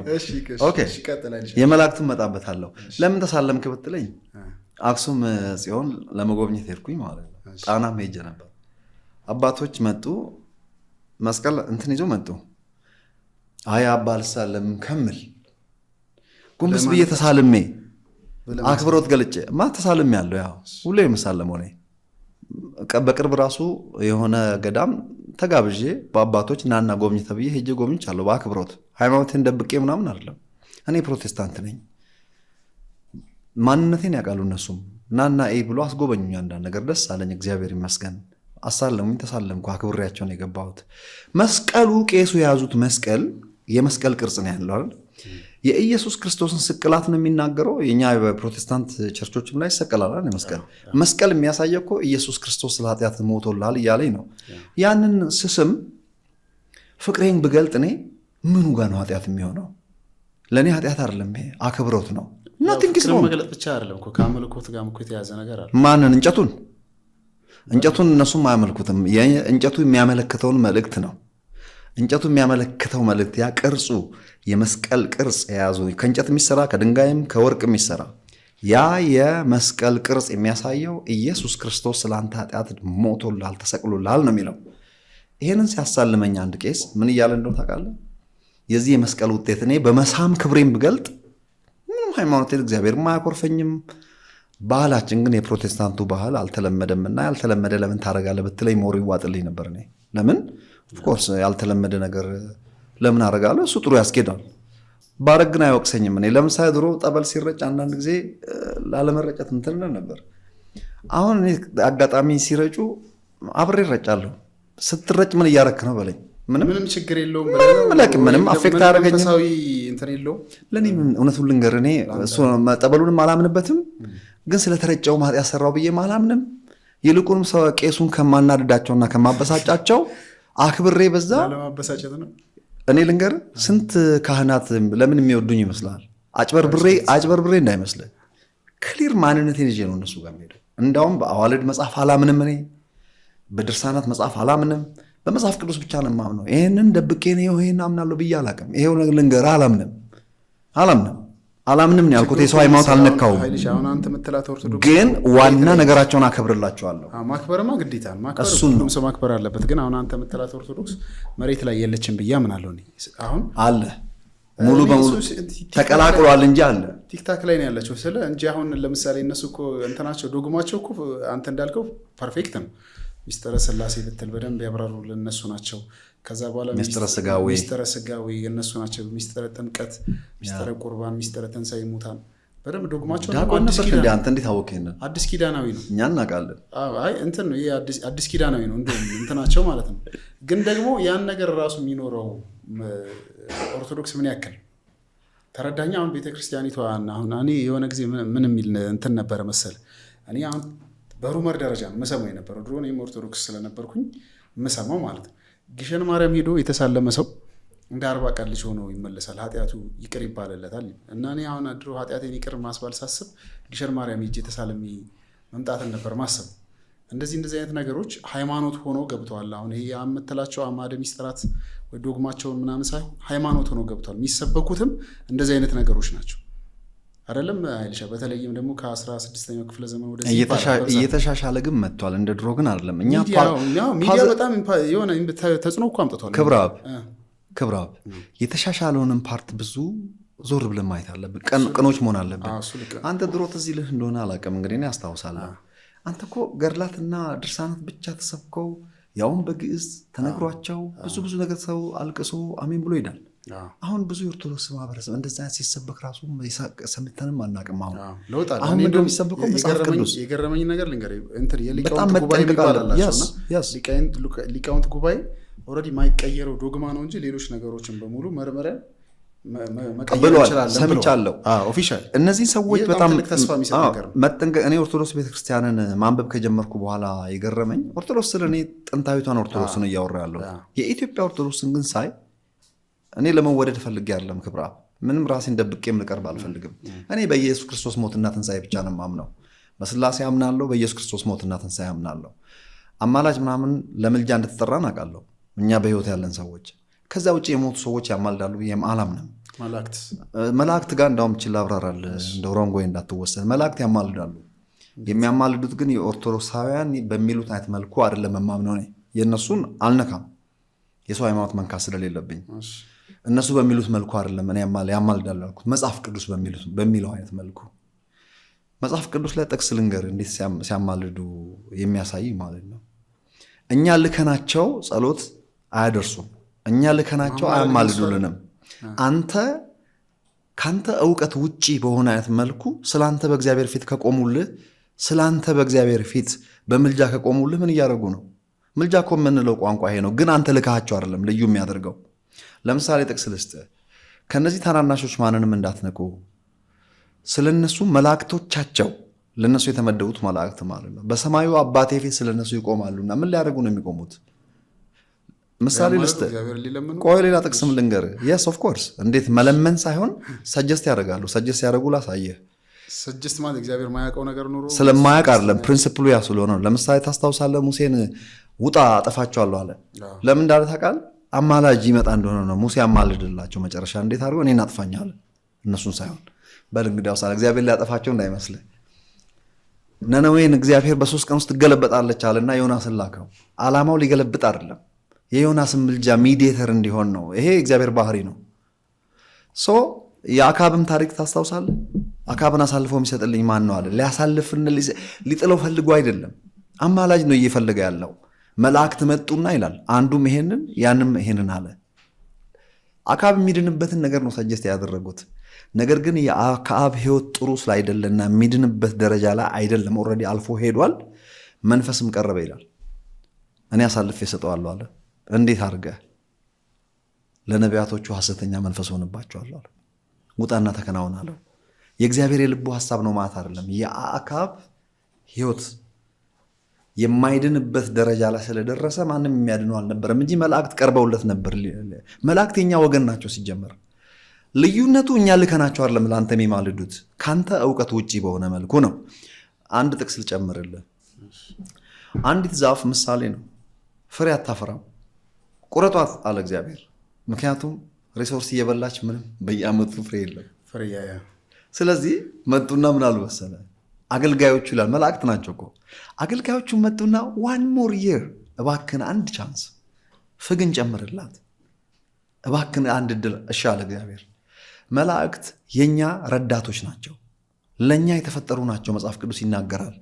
ስለዚህ መላእክት ለክብረ አብ የሚቆሙ ናቸው፣ ግን ካንተ እውቅና ውጪ ነው። ይሄንን ነው መስማማት ያለብን። አንተ በማታውቀው መልኩ ስፒሪት ፕላትፎርም ላይ ስለ አንተ የሚቆሙ ናቸው። ማማለድ ብቻ አይደለም ስራቸው፣ አቅርቦትንም ያመጣሉ። እሱንም አንተ ልካቸው አይደለም። ኢየሱስ ክርስቶስ መጡና አገለገሉት የሚል ቃል ትዝ ይልሃል። መዳንን የሚወርሱ ሰዎችን እንዲያገለግሉ የተፈጠሩ መንፈሶች አይደሉም። ምን ይላል? ከእግዚአብሔር ዘንድ ታዘው ከኛ እውቀት ውጪ በሆነ መልኩ እንቅፋትን ከመንገዳችን ላይ በማስወገድ መልካም አቅርቦትን ለኛ በማቅረብ እንደ እግዚአብሔር ቃል በምንኖርበት ሰዓት ለኛ መጥተው እንደ እግዚአብሔር ሐሳብ ስንኖር ፕሮቪዥን በማምጣት በተለያየ አቅጣጫኛ ነው ያገለግሉናል። ግን ከኛ እውቀት ውጭ በሆነ መልኩ ነው።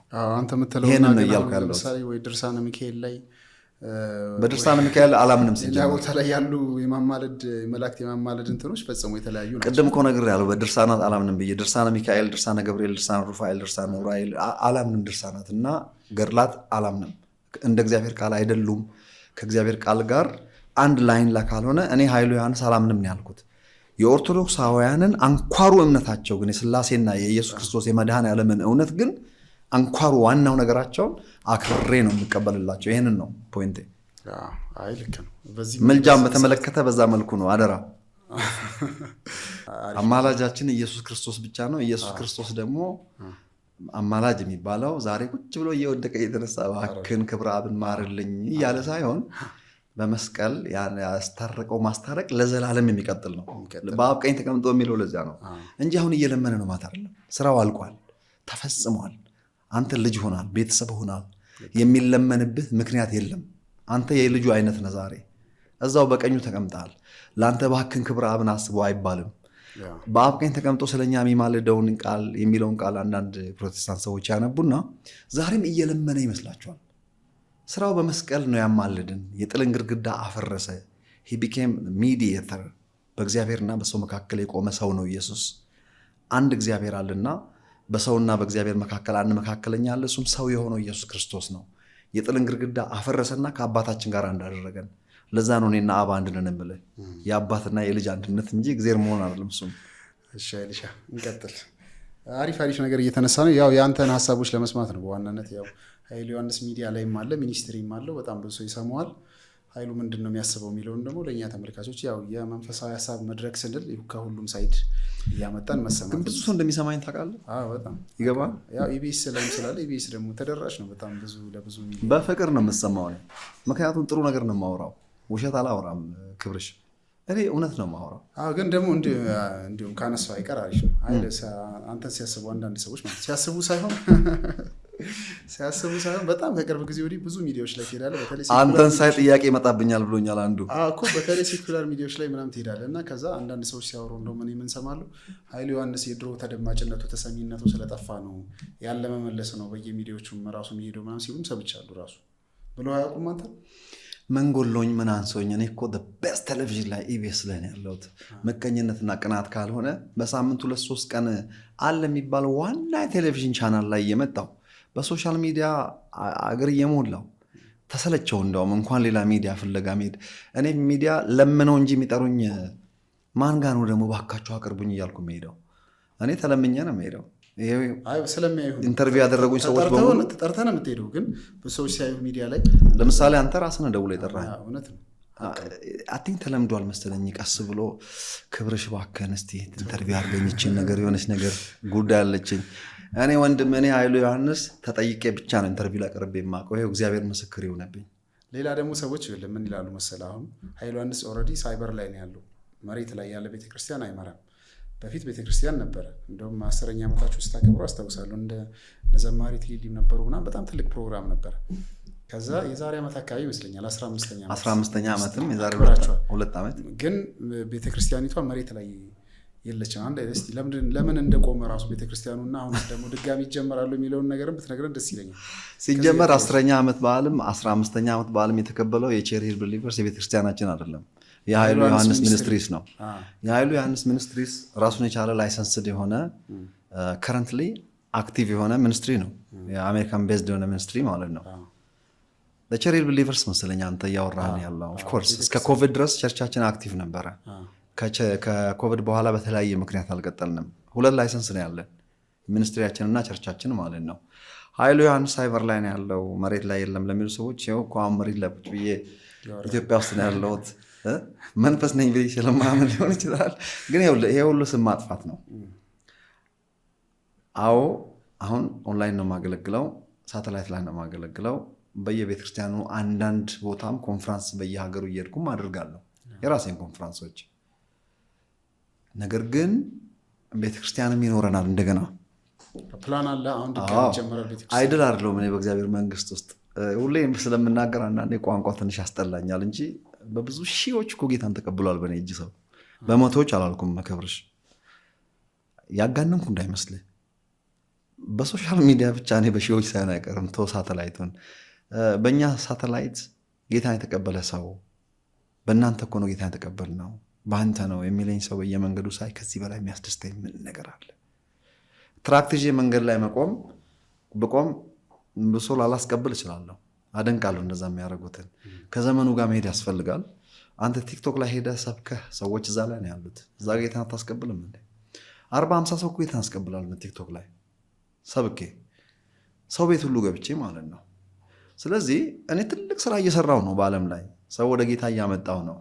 እንዳውም ትልቁ አገልግሎት ኤቫንጀሊዝም ነው። እኔ ትልልቅ ክሩሴድ አደርጋለሁ፣ ወደፊት ጌታ ይረዳኛል። ቸርችን በተመለከተ ግን አሁን ኢትዮጵያ ታውቃለህ፣ ድሮ አሜሪካን ወደው ነበር፣ ሁሉ ነገራችን እዛ ነው። አሁን ወደ ኢትዮጵያ ለመመለስ በቃ ጊዜው ይመስለኛል። ትንቢት ነበር ድሮ ሃይስኩል ተማሪ ሆኜ ወደዚህ ወደ ውጭ ሀገር ትሄዳለህ፣ ነገር ግን ወደዚህ ምድር እመልስሃለሁ የሚል ትንቢት ተነግሮኝ ነበር። እኔ ያኔ ልጅ ስለነበርኩ በልጅነቴ ስለ አሜሪካ ስሰማ ነው ያደግኩት። የሆነ ሰው አሜሪካ ሄዶ መጥቶ ድሮ ባሌ እያለን ለአባቴ አሜሪካ ሄጄ መጣሁ፣ አሜሪካ እንደዚህ እንደዚህ ነው ብሎ ይነግረዋል። እኔ ሕፃን ነኝ፣ ቁጭ ብዬ ሰማ ነበረ። አባቴ ገርሞት አሜሪካ ምን ይመስላል ይለዋል። ጋሼ እንደዚህ እንደዚህ ነው ይለዋል። እሷን ስለሰማው አሜሪካ ውስጥ ፕሪንት ሆኗል። አሜሪካ ትሄዳለህ የሚለውን ትንቢት ሰማ እኔ አገልጋይ ትሆናለህ የሚለውን ጨርሶ አልሰማሁትም። አሜሪካ ሄዳለሁ ብዬ እንደተባለውም ሄድኩ። ከዚያ በኋላ ማሰብ የጀመርኩት ወደዚች ምድር እመልስሃለሁ የተባልኩት ቃል እሱ ሁሌ ወደዚህ ምድር እመልስሃለሁ፣ ትልቅ ስራ አለኝ፣ ለየት ያለ አገልግሎት ታገለግላለህ ብሎ የነገሩኝ እኛ እናት። አገልግሎት ለየት ያለ ነው። እውነትም ለየት ያልኩ ነኝ። ፈልጌ ያመጣሁት አይደለም፣ ወድጄ ያመጣሁት አይደለም፣ ግን እውነት ነው የማወራው እኔ። ስለዚህ አሁን ያቺ ትንቢት እየተፈጸመች ስለሆነች እንዴት ነው የምትመለሰው ለሚለው ነገር ውስጤ ተመለስ እያለኝ፣ አሁን ልጆቼም አድጓል፣ እንደ ድሮ ገብቷል። ልጅ ትምህርት ቤት ማድረስ መመለስም አይጠበቅብኝም። 16 ዓመት ነው ልጆች ትምህርት ቤት ጠዋት አድርሼ ማታ ያመጣሁት። ስለዚህ ያው ብቻዬን ባልሆንም ማለት ነው። ፕራይቬት ስኩል ስላደጉ የግድ ስኩል ባስ ተጠቅመው አያውቁም ልጆቼ። አሁን መመለሻ ሰዓት እንደደረሰ የእግዚአብሔር መንፈስ በውስጥ ያስቀመጠው ይሄንን ነው። ስለዚህ አሁን ኢትዮጵያ ምን ትሰራለህ ብለኝ እንዲህ በአማርኛ እስካገለገልኩ ጊዜ ድረስ ትልቁ ስራ እዚህ ከሆነ ካሁን በኋላ እኔ አሜሪካ ምን ሰራለሁ? ያ እንደዛ የምወደው ሀገር አሁን አልጠላሁትም፣ ግን ልቤ ወደ ኢትዮጵያ በጣም ተመልሷል። ምን ይዘህ ነው የምትመለሰው? በቃ ራእይን ይዤ ነው የምመጣው። ስመለስ እግዚአብሔር ኃላፊነት ይወስዳል። ይኔቨር ነው። እንደ ማንኛውም ሰው እኔም መሬት ጠይቃለሁ፣ ይራሩልኝ ይሆናል። መጀመሪያ ተከራይተህ ጀምርና ተከራይቼ ኤግዛክትሊ ይኔቨር ነው እግዚአብሔር ማንን እንደሚያስነሳልህ። እኔ በቅንነት ነው የማገለግለው። የክራይስት ላይክነስ ትምህርት ነው ማስተምረው። ኤልያስ በዚህ ወጣ ኤልሳ በዚህ ገባ የሚል አይነት ትምህርት የለኝም። ጎልያድና ዳዊት የሚል ትምህርት የለኝም። እኔ ትምህርቴ ክራይስት ላይክነስ ነው። ትምህርቴ ሰዎችን ኢንዲፔንዳንት የሚያደርግ ነው። ከሰው ትከሻ ላይ እንዲወርዱ ይልቁንም ከሰው አፍ በሚወጣ ቃል መኖር እንዲያቆሙና ከእግዚአብሔር አፍ በሚወጣ ቃል እንዲኖሩ የሚያደርግ እንጂ ተመላላሽ ሕክምና ውስጥ እንዲቆዩ አልፈልግም። ራሱን ከቻለ ጥሎኝ ይሄዳል የሚል የበታችነት ስሜትም የለብኝም። አሁን የጠቀስካቸውም እነ ኤልያስም እኮ ምሳሌ ሆነው መጽሐፍ ቅዱስ ውስጥ ነው እኮ ያሉት። ቢኖርም ግን እንደዛ አይደለም ስብከት። የአዲስ ኪዳን ስብከት ኤልያስ ከዚህ ወጣ፣ ኤልያስ በዚህ፣ ሳሙኤል ዳዊት ብለህ መጨረስ አትችልም። መብት የለም። ባለፈው እየሰማሁ ነበር የሆነ ቪዲዮ ማለት ነው። እኛ በስላሴ እናምናለን አልኩ ወንጌላውያን። ነገር ግን የምናወራው የተጠራ ነውም ስለ ወልድ ብቻ ልናወራ ስለ መሲሁ ልናወራ ነው እንጂ ስለ ስላሴ ራሱ ልናወራ አልተጠራንም ትላለህ። ግራ ያጋቡኛል አንዳንድ ትምህርት። ምንም ግራ ያጋባም። አሁን አብራራልሃለሁ። እስቲ ነገር አብራራልሃለሁ። መሲሁን ያለ ትሪኒቲ ማሰብ ይቻላል? ስማ ቆይ መጀመሪያውን አትዝለለው። ኤልያስ ኤልሳ ምናምን ብዬ ምሳሌ ሰጥቼ ነበር። መጽሐፍ ቅዱስ አይደለም ወይ? ከነሱ የምንማረው ነገር የለም ወይ አልክ? አዎ አለ። ግን ኤልያስና ኤልሳ ብቻ ብለህ ታሪክ አውርተህ መጨረስ አትችልም። በአዲስ ኪዳን መድረክ ላይ ክራይስት ሴንተርድ የሆነ የክራይስትን መምሰል ይሄንን ሴንተር አድርገህ እንደ ምሳሌ ማጣቀሻ ከነዚህ ሰዎች ከመጥቀስ ባሻገር ዝም ብለህ ጎልያድና ዳዊት ብለህ እንትን ብትሰብክ ምንም አልሰበክም። ታሪክ ተናግረን ያወረድከው ታሪኮች ሁሉ ፐዝሎች ስትገጣጥማቸው መሲሁን ነው የሚሆኑት። በመሲሁ ውስጥ እኔ ክብረ አብን ቀርጬ ካላሳየው በስተቀር ስለ እግዚአብሔር ችሎታ ብቻ አውርቼ ቦርድም አልሰበኩም። አውርጄ በቤተ ክርስቲያን በአንተ ጫንቃ ላይ ካላመጣው የእግዚአብሔር ሁሉን ቻይነት ባወራ ዛሬ ለሚያምን ሁሉ ይቻላል ወደሚለው ተነስተ በእምነት እንድትንቀሳቀስ በውሃ ላይ እንድትራመድ የሚያደርግ የክራይስት ላይክነስ ሜሴጅ አምጥቼ በዚህ ደረጃ ካልሰበኩ ተረት ነው ያወራሁት። ልንገርህ መጽሐፍ ቅዱሳዊ እውነት የለኝም። በቃ ዝም ብዬ የሆነ ፈጠራ ነው ያወራሁት ማለት ነው። አሁን ለጠየቀው ስላሴ ጥያቄ መጽሐፍ ቅዱስ እንዲህ ነው ያልኩት። አንተ በደንብ አልሰማኸኝም።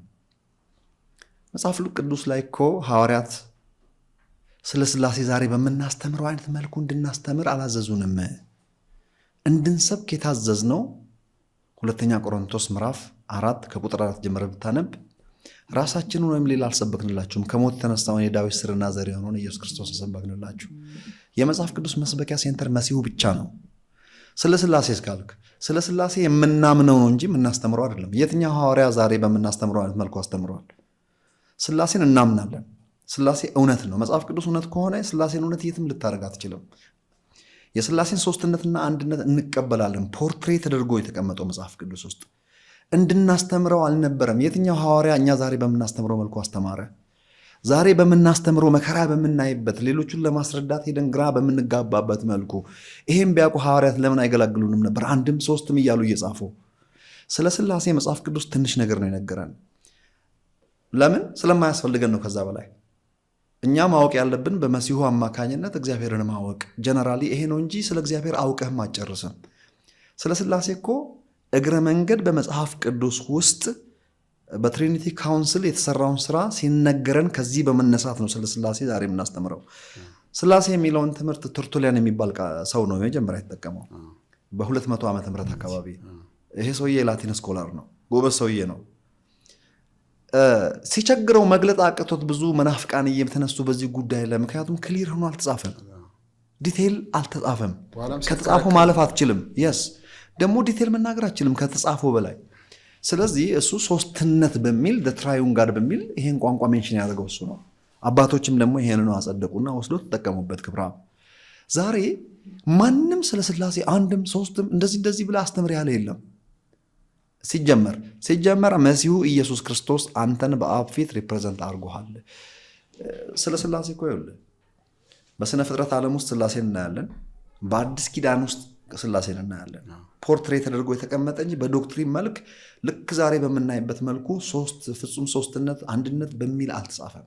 ከተጻፈው ማለፍ የለብንም። ስላሴ እውነት ነው፣ እናስተምራለን። የተጻፈውን ያህል ብቻ ነው የምናስተምረው። ከዛ ከባድ ስለሆነ ዛሬ በምናወራ አካብደን አወሳስበን ለሰው እንኳን መንገራቅቶን ከዛ የተነሳ ስላሴ ሚስጥር ብለን ልናልፈው ፈለግን። ሰንባዲ ይጠይቃል፣ የስላሴ ትምህርት ለአንተ ከባድ ነው ቀላል ብትለኝ፣ ቀላል ትምህርት ነው። እንደ ስላሴ ትምህርት ቀላል ትምህርት የለም። ቀላል ስለሆነ ቀለል አድርጎ የተጻፈልን። ከባድ ቢሆን ኖሮ ከበድ ብሎ ይጻፍልን ነበር። ለእኔ እንደ ስላሴ የሚቀለኝ የለም። ለምን? መጽሐፍ ቅዱስ ውስጥ ሶስትነቱን አይቻለሁ፣ አንድነቱን አይቻለሁ። ሶስትነቱ 3 ኢንዲቪጁዋልስ፣ 3 በአካል 3። አንድነቱ የአንዱ ሀሳብ የሶስቱም ሀሳብ ነው። የአንዱ መገኘት የሶስቱ መገኘት ነው። ለዚህ ምሳሌ ጥቅስ ልነግር እችላለሁ። አብን አሳየን ሲባል እንዴት አብን አሳየን ትለኛል? አታቀኝም ወይ? አብ ነኝ ማለት አይደለም። የአብ ነጸብራቅ ነኝ ነው። የኔ መገኘት የአብም የመንፈስ ቅዱስን መገኘት ነው። እሱ ከሄደ በኋላስ ምን አለ? እኔ ሲሄድ አለ እኔና አብ እንመጣለን፣ በውስጡ መኖሪያ እናበጃለን። ምን እያለ ነው? እዛ ጋር የመንፈስ ቅዱስን መምጣት ነው እያወራ ያለው። መንፈስ ቅዱስ ባንተ አለ ማለት አብም ወልድም ባንተ አሉ ማለት ነው። በጣም ቀላል ሲምፕል። ያልተባልከውን አታውራ። አስተምር ከተባልከው በላይ አትሂድ፣ ግራ ትጋባለህ። የተገለጠው በመጽሐፍ ቅዱስ ስላሴ በጣም ሲምፕል በሆነ መልኩ ነው፣ ቀላል በሆነ መልኩ ነው። የስላሴ ትምህርት በጣም ቀላሉና ሲምፕል ነው። ሲምፕል ስለሆነ ነው ሲምፕል ተደርጎ የተነገረን። ከተጻፈው ካላለፍክ ማንም ቻሌንጅ አያደርግህም። እኛ የስላሴ አርአያ ነን፣ የስላሴም አማኞች ነን። ስላሴ እውነት ነው። በትሪኒቲ ካውንስል ነው የሆነ ሁሉ የሆነው። በስነ ፍጥረት ዓለም ውስጥ የአብ ዲዛይን፣ የቃል ሰሪነት፣ የመንፈስ ቅዱስ ፈጻሚነት ነው የምታየው። አዲስ ኪዳን ጋር ስትመጣ ወንጌሉ የአብ ነው፣ ሰሪው ቃል እሱም ስጋ ሆኖ ኢየሱስ ክርስቶስ፣ ፈጻሚው ደግሞ ፊኒሺንጉን የሰጠው መንፈስ ቅዱስ ነው። ሶ ዋት ዲስ ኢዝ ኢዚ። ይሄን ካወቅ ትሪኒቲን በትራዩን ጋር በዚህ መልኩ ነው የምንወስደው እንጂ ልክ በቃ 1ም 3ም እንደዚህ አባቶች እኮ የጻፉልን በየክሪዶ በየሃይማኖት መግለጫው ላይ ያስቀመጡልን ግራ ስለተጋቡ ነው። እሱንም በፍሬም መልክ ነው እንጂ የምናየው ዲቴሉን መቀበል ግዴታም የለብም። ግን ስላሴ እውነት ነው። ታንክ ዩ ኤሊሻ፣ በደንብ ነው ያብራራው። ቀላል እኮ ነው። ያስ ያወዛግቡኛል። አሁን አንዳንድ ሰው መጥቶ አንተ ደግሞ ማን ቀላል ነው የምትለው የሚል ሰው አይጠፋም። ለእኔ ቀላል ነው። ለአንተ ቀለብ ሰው ደግሞ እነሱ በጠበላቸው እኔም በጠበሌ ለእኔ ቀላል ነው። ለዛ ነው ጥያቄ ፈጥሮብኝ ቀለለ በጣም ቀላል ነው እንዲህ። እኔ እንደ ሌላ ቦታ ደግሞ አንድ የሆነች ልጅ የሰራቸውን ቪዲዮ እንደዚህ ስቲች ምናምን ነገር አድርገህ እግዚአብሔር ሲኦል ለእኛ ሲኦል አልሰራም ሲኦል የለውም ለእኛ ምናምን ስትልም ሰምቻለሁ። ማለት ኃይሉ ለምዶ እንደዚህ የሚለው ሲኦል ከሌለ ታዲያ ሰው ወንጌል መስበክ ለምን ያስፈልጋል?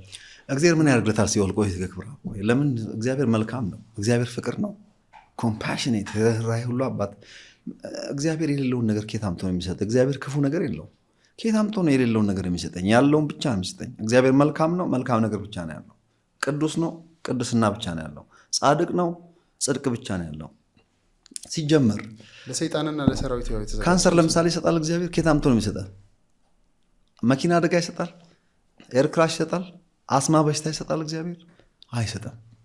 እንግዲህ አይጠፋም። አንዳንድ ሰው መውጊያ ተሰጠኝ የሚለውን ቃል አሁን በአእምሯችን ይመጣል። መውጊያ ተሰጠኝ እኮ ተብሎ ተጽፏል። መውጊያ ተሰጠኝ የሚል ሰው ካለ መብቱ ነው። እኔ ጋር እንዳታመጣ ነው። ያለኝ የማልፍበት ችግርም ይበቃኛል ለራሴ እንኳን እግዚአብሔር። ስማ አንድ ወዳጅ አንድ እግዚአብሔር መልካም ብቻ አለው መልካም አባቴ ብዬ የማምነው እሱ ነው። ከእጄ ለመውሰድ ካሰባችሁና ለራሴ የማልፍበት ስንት ችግር እያለ ደግሞ እግዚአብሔር እሱም ደግሞ መከራ ይሰጣል ብትለኝ ለእኔ ናሆም ምዕራፍ 1 ቁጥር 7 ነው የምጠቅስልህ። እግዚአብሔር መልካም ነው፣ በመከራም ቀን መሸሸጊያ ነው። የታመነ አምላክ ክፋት የሌለበት አለ ሙሴ። የእኔ አምላክ የታመነ አምላክ ክፋት የሌለበት፣ ክፉ ነገር ሰጥቶኝ አያውቅም። ክፉ ነገር ኬታ መጣ ታዲያ? ታማ አታውቅም ብትለኝ ታምሜ አውቃለሁ። መድኃኒት ወስጄ አውቃለሁ። ዶክተር ጋር ሄጄ አውቃለሁ። ዩዥዋሊ ያው ጤናማ ሰው ነኝ፣ ግን አላካብድም ብዬ ነው። እኔ ሀልዲ ሰዎች ከሚባሉት ጤናማ ከሚባሉት ሰዎች ወገን የምመደብ ነኝ። ምክንያቱም ምንም ሆኜ አላውቅም። ጥቃቅን ችግር መቼም አይጠፋም ሁል ጊዜ። ታዲያ እንዴት ልታገኝ ቻልክ? ማን ሰጠ ካልክ እግዚአብሔር አልሰጠኝም። እኔና ሰይጣን ተስማምተን ከሆነ ቦታ ያመጣ ነው። በቃ በአጭር ቋንቋ ነው የነገርኩ። እንዴት ተስማማችሁ ካልክ በቃ ታዲያ ክፉ ነገር ከሰይጣን ነው። ተታልዬ ሊሆን ይችላል። ከወደቀው ዓለም ውስጥ ምናልባት ብርድ መጥቶኝ ሊሆን ይችላል። ተገላልጬ ወጥቼ ሊሆን ይችላል። አጓጉል አካሄድ እየሄድኩ ብለድ ፕሬሸር አግኝቼ ሊሆን ይችላል። ስለዚህ እግዚአብሔርን እዚህ ውስጥ አላስገባም። እግዚአብሔር ለእኔ መልካም ብቻ ነው። አንድ ወዳጅ ቢኖረኝ ደግሞ እሱኑ ላያሳጡኝ ማለት ነው። ስለዚህ እግዚአብሔር ክፉ ነገር የለውም። ሲኦል ጋር ካመጣ ስለ ሲኦል ትንሽ ልንገር ክብራ ለወደፊት ለሰሚ ብቻ ሳይሆን አንተም ስማኝ በደንብ። ሲኦል እግዚአብሔር አለው የለውም ጋር ከመሄዳችን በፊት ሲኦል ምንድን ነው የሚለውን በደንብ ማወቅ አለብን። ሲኦል የሚለው ቋንቋ ታች ማለት ነው ትርጉሙ። ታች የሚለው የግድ ወደ ታች መቆፈር ብቻ አይደለም። ኦፍኮርስ መቃብርንም ያጠቃልላል። ወደ ሲኦል በህይወታቸው ወደ ሲኦል ወረዱ ሲል መቃብርም ሲኦል ተብሏል። ታች የሚለው ስለ ፖዚሽን ነው የሚያወራው። ፖዚሽናል ታች ነው የሚያወራው። የላይኛውን እሹ ሲል በዚህ ወደ ላይ በኩል ማለት አይደለም። እንደ ዳይሜንሽን ነገር ማለት ምን ማለት ነው? መልካሙ የላይኛው የሚለው ቋንቋ ትልቁን፣ መልካሙን፣ ካንተ በላይ የሆነውን፣ የተመረጠውን፣ በጎ የሆነውን ለማለት ነው። ለምሳሌ በአብ ቀኝ ተቀምጣችኋል ሲል እዛ ሰማይ ቤት ሄደን ተኮልኩለን በቀኙ ተቀመጥን ማለት አይደለም። የአብ ቀኝ ማለት ስለ ስልጣን ነው የሚያወራው። ሰማያዊ ስፍራ የሚለው ስለ ፖዚሽን ነው የሚያወራው። ሀገራችን በሰማይ ነው ሲል ሰማይ ቤት ሄድን ማለት አይደለም። ሀገር ሰማያዊ ኮንሰፕትን በምድር መኖርን ነው የሚያወራው። መንፈሳዊ ቋንቋ ነው። ሲኦል የሚለው ታች ማለት ቢሆንም ታች የሚለው ታችኛው ዲሜንሽን ብቻ ሳይሆን ስለ ዝቅጠት፣ ስለ ውርደት፣ የወረደ ህይወት፣ የመጨረሻይቱ አሳፋሪው ስፍራ፣ እጅግ አሰቃቂ ህይወት ማለት ነው። ሲኦል የሚለው መቃብር ላይ አያበቃም። ወደ ተጻፈ ወደ መጽሐፍ ቅዱስ ለምን አንመጣም? በአጭር ቋንቋ እንዳውም ምን ሌላ ፍልስፍና አስከትተኝ። ቅዱስም መበስበስን ያይ ዘንድ አትተውምና ነፍሴም በሲኦል ውስጥ አትተዋትም ብሎ ኢየሱስ ክርስቶስ ሲናገር ሂድና በግሪኩ ይኸው ምንም ልታደርግ አትችልም። ሄድስ አትተዋትም፣ የሙታን ዓለም የጥልቁ ዓለም ማለት ነው። ኢየሱስ ክርስቶስ የሄደበት የወረደበት ጥልቀት ልክ አንድ ኃጢአተኛ ሰው ቢሞት የሚሄድበት የመጨረሻይቱ ጥግ ድረስ ሄዷል። ሲኦል ማለት በነገራችን ላይ ስንሞት የምንሄድበት ማለት አይደለም። አንድ በህይወት ያለ ሰው ጌታ ኢየሱስ ክርስቶስን እምቢ ያለ ሪጀክት ያደረገ ሰው ዳስ ስቴት ኦፍ ቢይንግ ውስጣዊ ቶርሜንትና ስቃይ። እንደ ማንኛውም ሰው ሻይ ቡና ይላል፣ ይዝናናል፣ ክለብ ሊሄድ ይችላል፣ ያለ ይመስላል። ውስጡ እያለ ነው፣ ጭንቀት ላይ ነው፣ ሀዘን ላይ ነው። ነገር ግን በስጋ ከቨር ስለተደረገ እስኪሞት ድረስ የውስጡን ጩኸት የሚያደምጥበት የለም። ሲሞት እግዚአብሔር ጠብቆ ሲኦል ውስጥ አይጨምረውም። ኦልሬዲ ሰውየው የመረጠውን ውስጣዊ ህይወት እየኖረ ነው። ውስጡ እየጮኸ ነበር። ውስጡ ሀዘን ላይ ነው። ውስጡ ስቃይ ነው። ያ ነው ሲኦል ማለት። በስጋ በሚሞትበት ሰዓት ስጋው ከላዩ ላይ ሲወድቅ ሰውየው ዛሬ ማዳመጥ ጀምራል። በቃ ሙሉ ስቃይ ውስጥ ራሱን ያገኛል። ሲኦልን ያኔ እግዚአብሔር ጨመረ አያደርግም። የነበረው ስቃይ ውስጥ ራሱን ያገኛል። ዘላለማዊ ተስፋ መቁረጥ፣ ዘላለማዊ ሐዘን፣ ዘላለማዊ ብቸኝነት፣ ዘላለማዊ ፍርሃት፣ ዘላለማዊ አስቀያሚ ነገር፣ ሎንሊነስ፣ ኢተርናል ዳርክነስ፣ ኢተርናል ሆፕለስነስ። ያለ ሆፕ ሰው ለደቂቃ መኖር አይችልም። እዛ ግን ዘላለማዊ ተስፋ መቁረጥ፣ ዘላለማዊ ሐዘን፣ ዘላለማዊ ጨለማና ብቸኝነት፣ ሲኦል ማለት እሱ ነው። በሚገባን መልኩ ባይብል ሲጻፍ በሂውመን ተርም ነው የተጻፈው። ለምሳሌ እሳት ተብሏል። እኔ ድሮ ትምህርት ቤት እየሄድኩ ሳለው አስተማሪያችንን በምን ግራ እንዳጋባው ልንገር። እጄን አንስቼ ናቹራል እሳት ከሆነ ሲኦል፣ ይህ የሚያቃጥል የምናውቀው እሳት ከሆነ እሳት መንፈስን ያቃጥላል ብዬ ጠይቄ ጥያቄ ላይ ጥያቸዋለሁ። ፈረንጆች ከኛ ትንሽ የሚለዩትን መሰለ። ምንም ዶክተሮች ፕሮፌሰሮች ቢሆኑ ጥያቄ ስትጠይቅና ውሃ የሚስ ጥያቄ አምጥተህ ከሆነ ስለማያውቁት ቆይ እንደዛ አይደለም አይሉህም። the teacher said interesting our research I never thought about እንደዚህ አስቤ አላውቅም፣ እውነትም አስቤ አላውቅም። you're right I'm going to research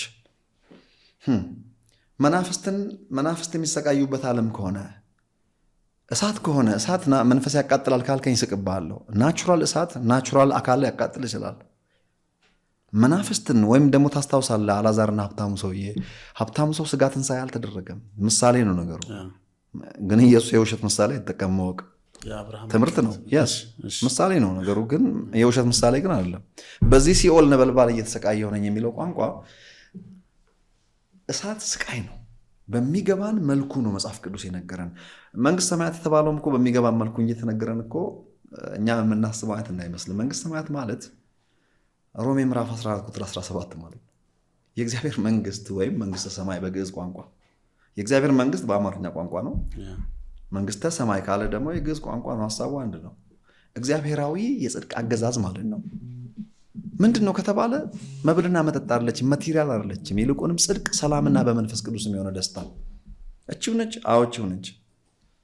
ያ ሁሉ ወርቅ ላይ መራመድ ምናምን የተባለው ይሄው ነው። የስ ወርቅ ላይ ብትራመድ ምን ያደርግላል? እሺ ወርቅ ላይ መንገዱ ወርቅ የሆነበት ሀገር ላይ መጣ ወርቅ፣ አንዴ ወደዛ ይርቅ፣ አንዴ ወደዚህ መጣ። ከዛስ በኋላ አይሰለችም? ምንድን ነው ወርቅ? አይደለም ሰማይ ቤት፣ እዚህስ ቢሆን ወርቅ ደግሞ ምንድን ነው? አይ ዶንት ኬር እኔ ለወርቅ። ከዛ ያለፈ ቋንቋ በሚገባን መልኩ ነው መጽሐፍ ቅዱስ የሚነግረን። ስለ ዳይመንድ ሲያወራ ሪል ዳይመንድ እንዳትጠብቅ፣ ስለ ወርቅ ሲያወራ ወርቅ አትጠብቅ። ከወርቅም ከዳይመንድም የሚበልጥ ነገር ነው። ነገር ግን በሚገባን መልኩ የከበረ ነገር ብታስብ እስከ ወርቅ እስከ ዳይመንድ ነው የምታስበው። የእግዚአብሔር መንግስት ማለት ጽድቅ፣ ሰላምና ደስታ በመንፈስ ቅዱስ የሆነ ደስታ ሲል ጽድቅ መግቢያ አክሰስህ ነው። በሩን አልፈ የምትገባበት ፓስኮድን ወይም ፓስወርድ ነው። ቱ ፓስ ደ ጌት። ከገባ በኋላ ሁለት ነገር ብቻ ነው ያለው፣ ሰላምና በመንፈስ ቅዱስ የሚሆነ ደስታ። መርጅ አድርጋቸው ሳቲስፋክሽን ወይም እርካታ ይባላል። እግዚአብሔር የሚኖረው አይነት አንዳች የማይጎልበት ህይወት፣ እሱ ነው የእግዚአብሔር መንግስት ማለት። መንግስተ ሰማይ ብለን የምናወራው ይሄ ነው። ትንሽ እንዳይመስልህ፣ እዛ ስደርስ ብቻ የምታየው ነገር ነው። ይሄ ነገር ምንም የማይጎለው ሙሉ ህይወት ማለት ነው። በሌላ ቋንቋ እግዚአብሔር ለዘላለም የኖረው የህይወት አይነት የዘላለም ህይወት ተብሎ ይጠራል በዘልማድ። ኢንተረስቲንግ። ሲኦልም ይግባል ገሃነም የሚለው 8 ቦታ ምናምን የተጻፈው በነገራችን፣ እሱንም ኢየሱስን የተጠቀመው። ገሃነም የሚለው ቃል ከሄኖን ሸለቆ እስራኤል ሀገር ሄጄ አይቻለሁ። ኢየሩሳሌም ቆሻሻ መጣያው ተራራ የሚያክለው ጥንት ቆሻሻ ሲጣል እሳቱ አይጠፋም ትሉ አይጠፋም የሚለው ስለ ትል አይደለም የሚያወራው። እኔ ብዙ ዳኪመንተሪ አይቻለሁ። ስለ ነፍሳት ነው የሚያወራው። እዛ ቆሻሻ ፍርፋሪ ፍለጋ የሚመጡ ነፍሳት አሉ። ሁል ጊዜ ቆሼ አካባቢ ብትሄድም እኮ ያው ነው። አይጥም በል ብቻ ምንም የሆነ ነገር አለ ህይወት ነፍስ ያለው ነገር ግን እሳት ነው። የሆነ ግን ቀፋፊ አውሬዎችና አንዳንድ እንትኖች አሉ። እሳቱ የማይጠፋበት ቆሻሻ መጣያ ስለሆነ ሁሌ ይጨሳል። እዛ አካባቢ ቆሻሻ ይቃጠላል። ብዙ አስቀያሚ ሽታ አለ እዛ አካባቢ። ስትል ደግሞ ነፍሳት የሚመጡ አሉ ፍርፋሪ ፍለጋ እዛ አካባቢ። ይሄንን አስቀያሚ ስፍራ ሽታው ራሱ ማያሳልፈው ይሄንን ነው ምሳሌ አድርጎ በገሃነም በሰው ለሰው ሊገባ በሚችል አይነት መልኩ ያን አስቀያሚ ነገር ተናገረ። ግን ገሃነም የሚለው ቋንቋ ከዚህ ያለፈ ነው። የቶርሜንት የስቃይ ስፍራ ማለት ነው። ያ ስቃይ ስፍራ ሲባል የሆነ ቦታ የተቆፈረ ጉድጓድ ውስጥ ማለት አይደለም። that's a state of being። አንድ የማያምን ሰው ሲሞት የሚገኝበት ስፍራ ሲኦል ነው።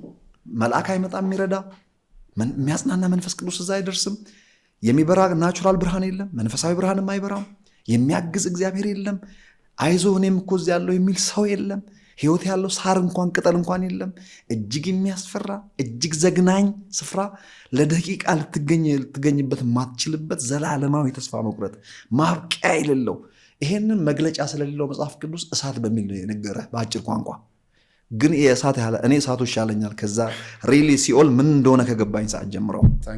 ግን እዚህ ጋር አሁን ኦልሬዲ በክርስቶስ ያላመነ ሰው ነው ወደዛ የሚገባው አይደል? አሁን ወዳልከው እዚህ ቦታ የሚገቡ ሰዎች የሚገቡ ሳይሆን ኦልሬዲ እዛ ውስጥ ያሉ የሆነ ጊዜ ደግሞ ሰው ሁሉ የእግዚአብሔር ልጅ ነው እያልክ ስታስተምር ሰምቻለሁ።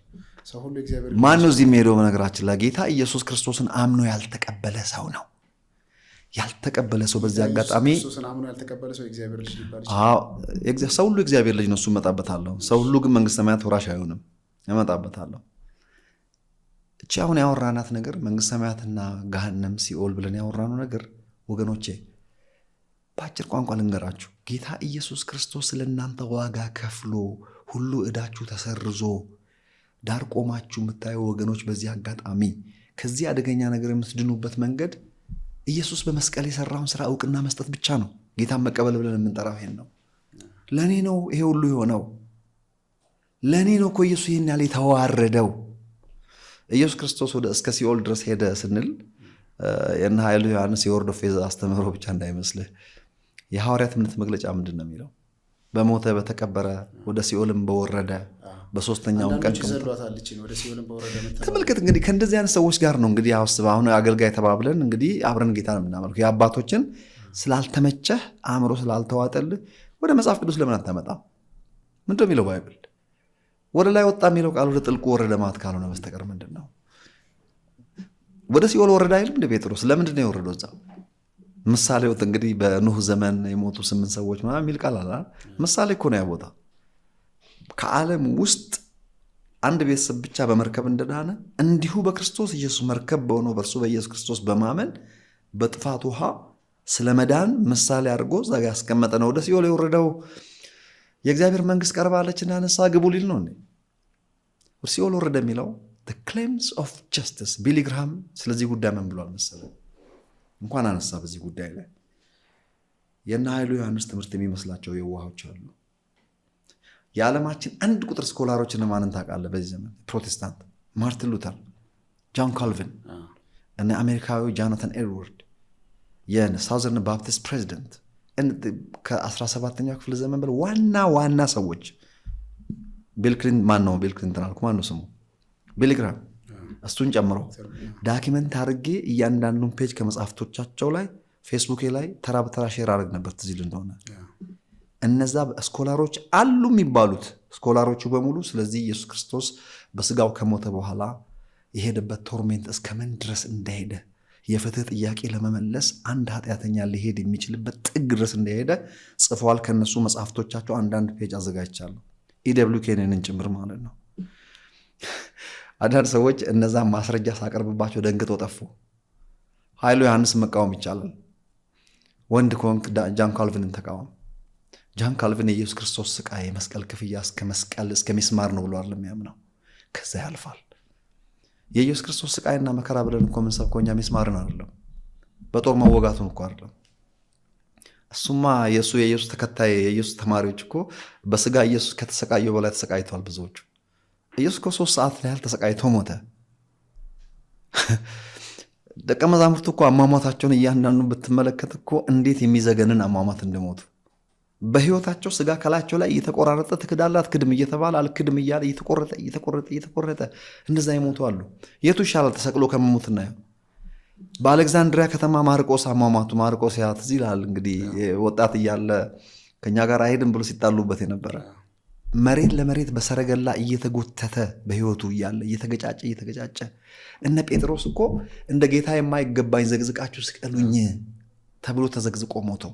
እነ ፖሊካርፕ እኮ እሳት ውስጥ ወኪን አድርጎ ነው አትሰሩኝ ወክ አደርጋለሁ እያሉ በእሳት መቃጠል እንዴት ይዘገንናል።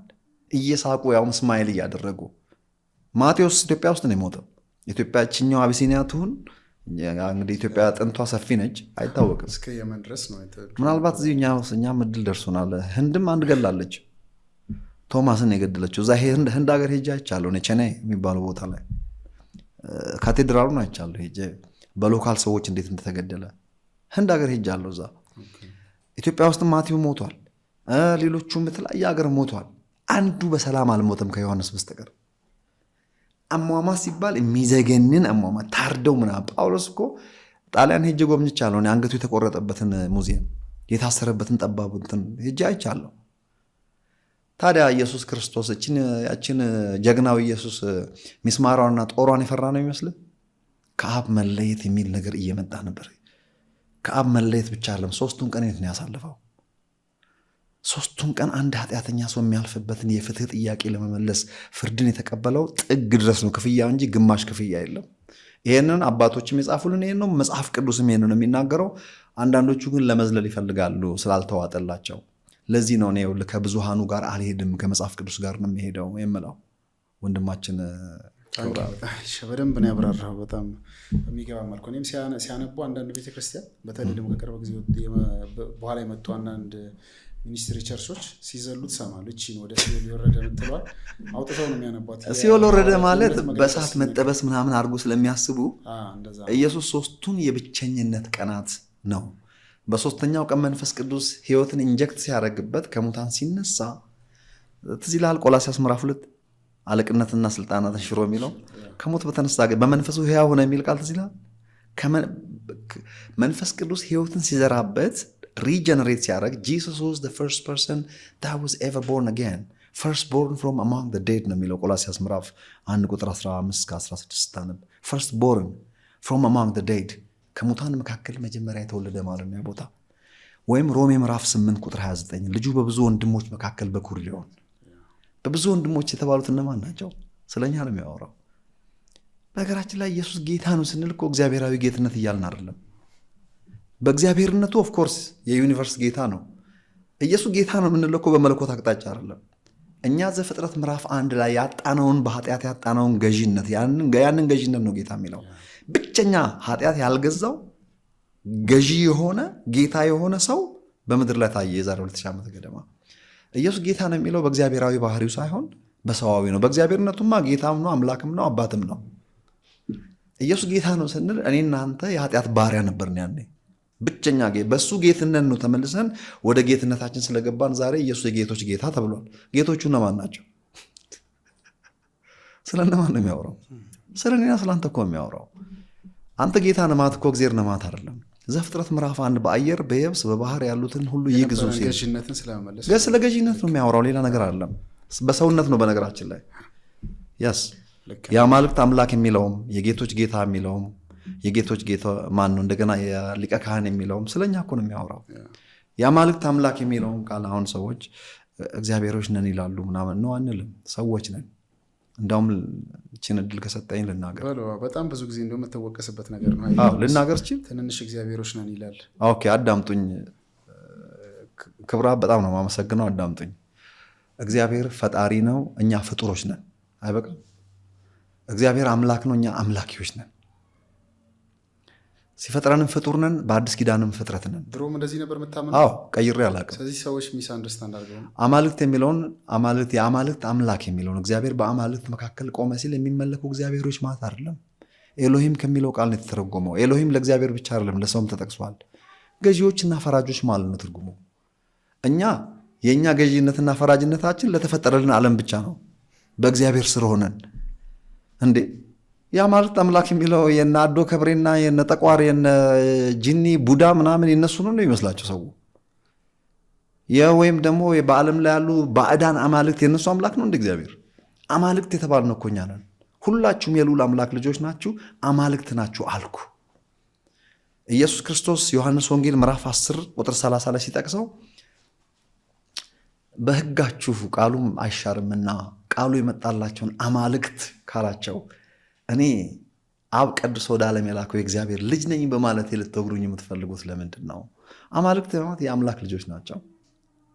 አማልክት የሚመለኩ እግዚአብሔሮች ወይ አምላኮች ሳይሆን ፈራጆችና ገዢዎች በተፈጠረላቸው ዓለም ውስጥ ኤሎሂም ይሄ ነው እንጂ እኛ ሰው ብቻ ነን። ኦኬ እግዚአብሔር ነው፣ እኛ ሰዎች ነን።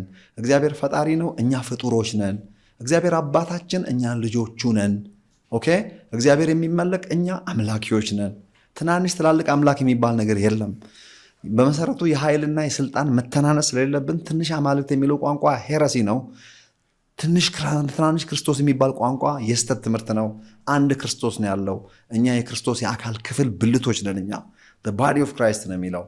አማልክት የሚለውን የሰሙና ትናንሽ አማልክት ካላችሁማ ትላልቅ አማልክት በሉ። ለምንድነው ትንሽ የምትሉት? የኃይልና የጥል ስትል ሰው እንጂ እግዚአብሔሮች ማለት አይደለም። ክብረ አብ ሰምተኛል። አንተ አደራ ከደወሉልህ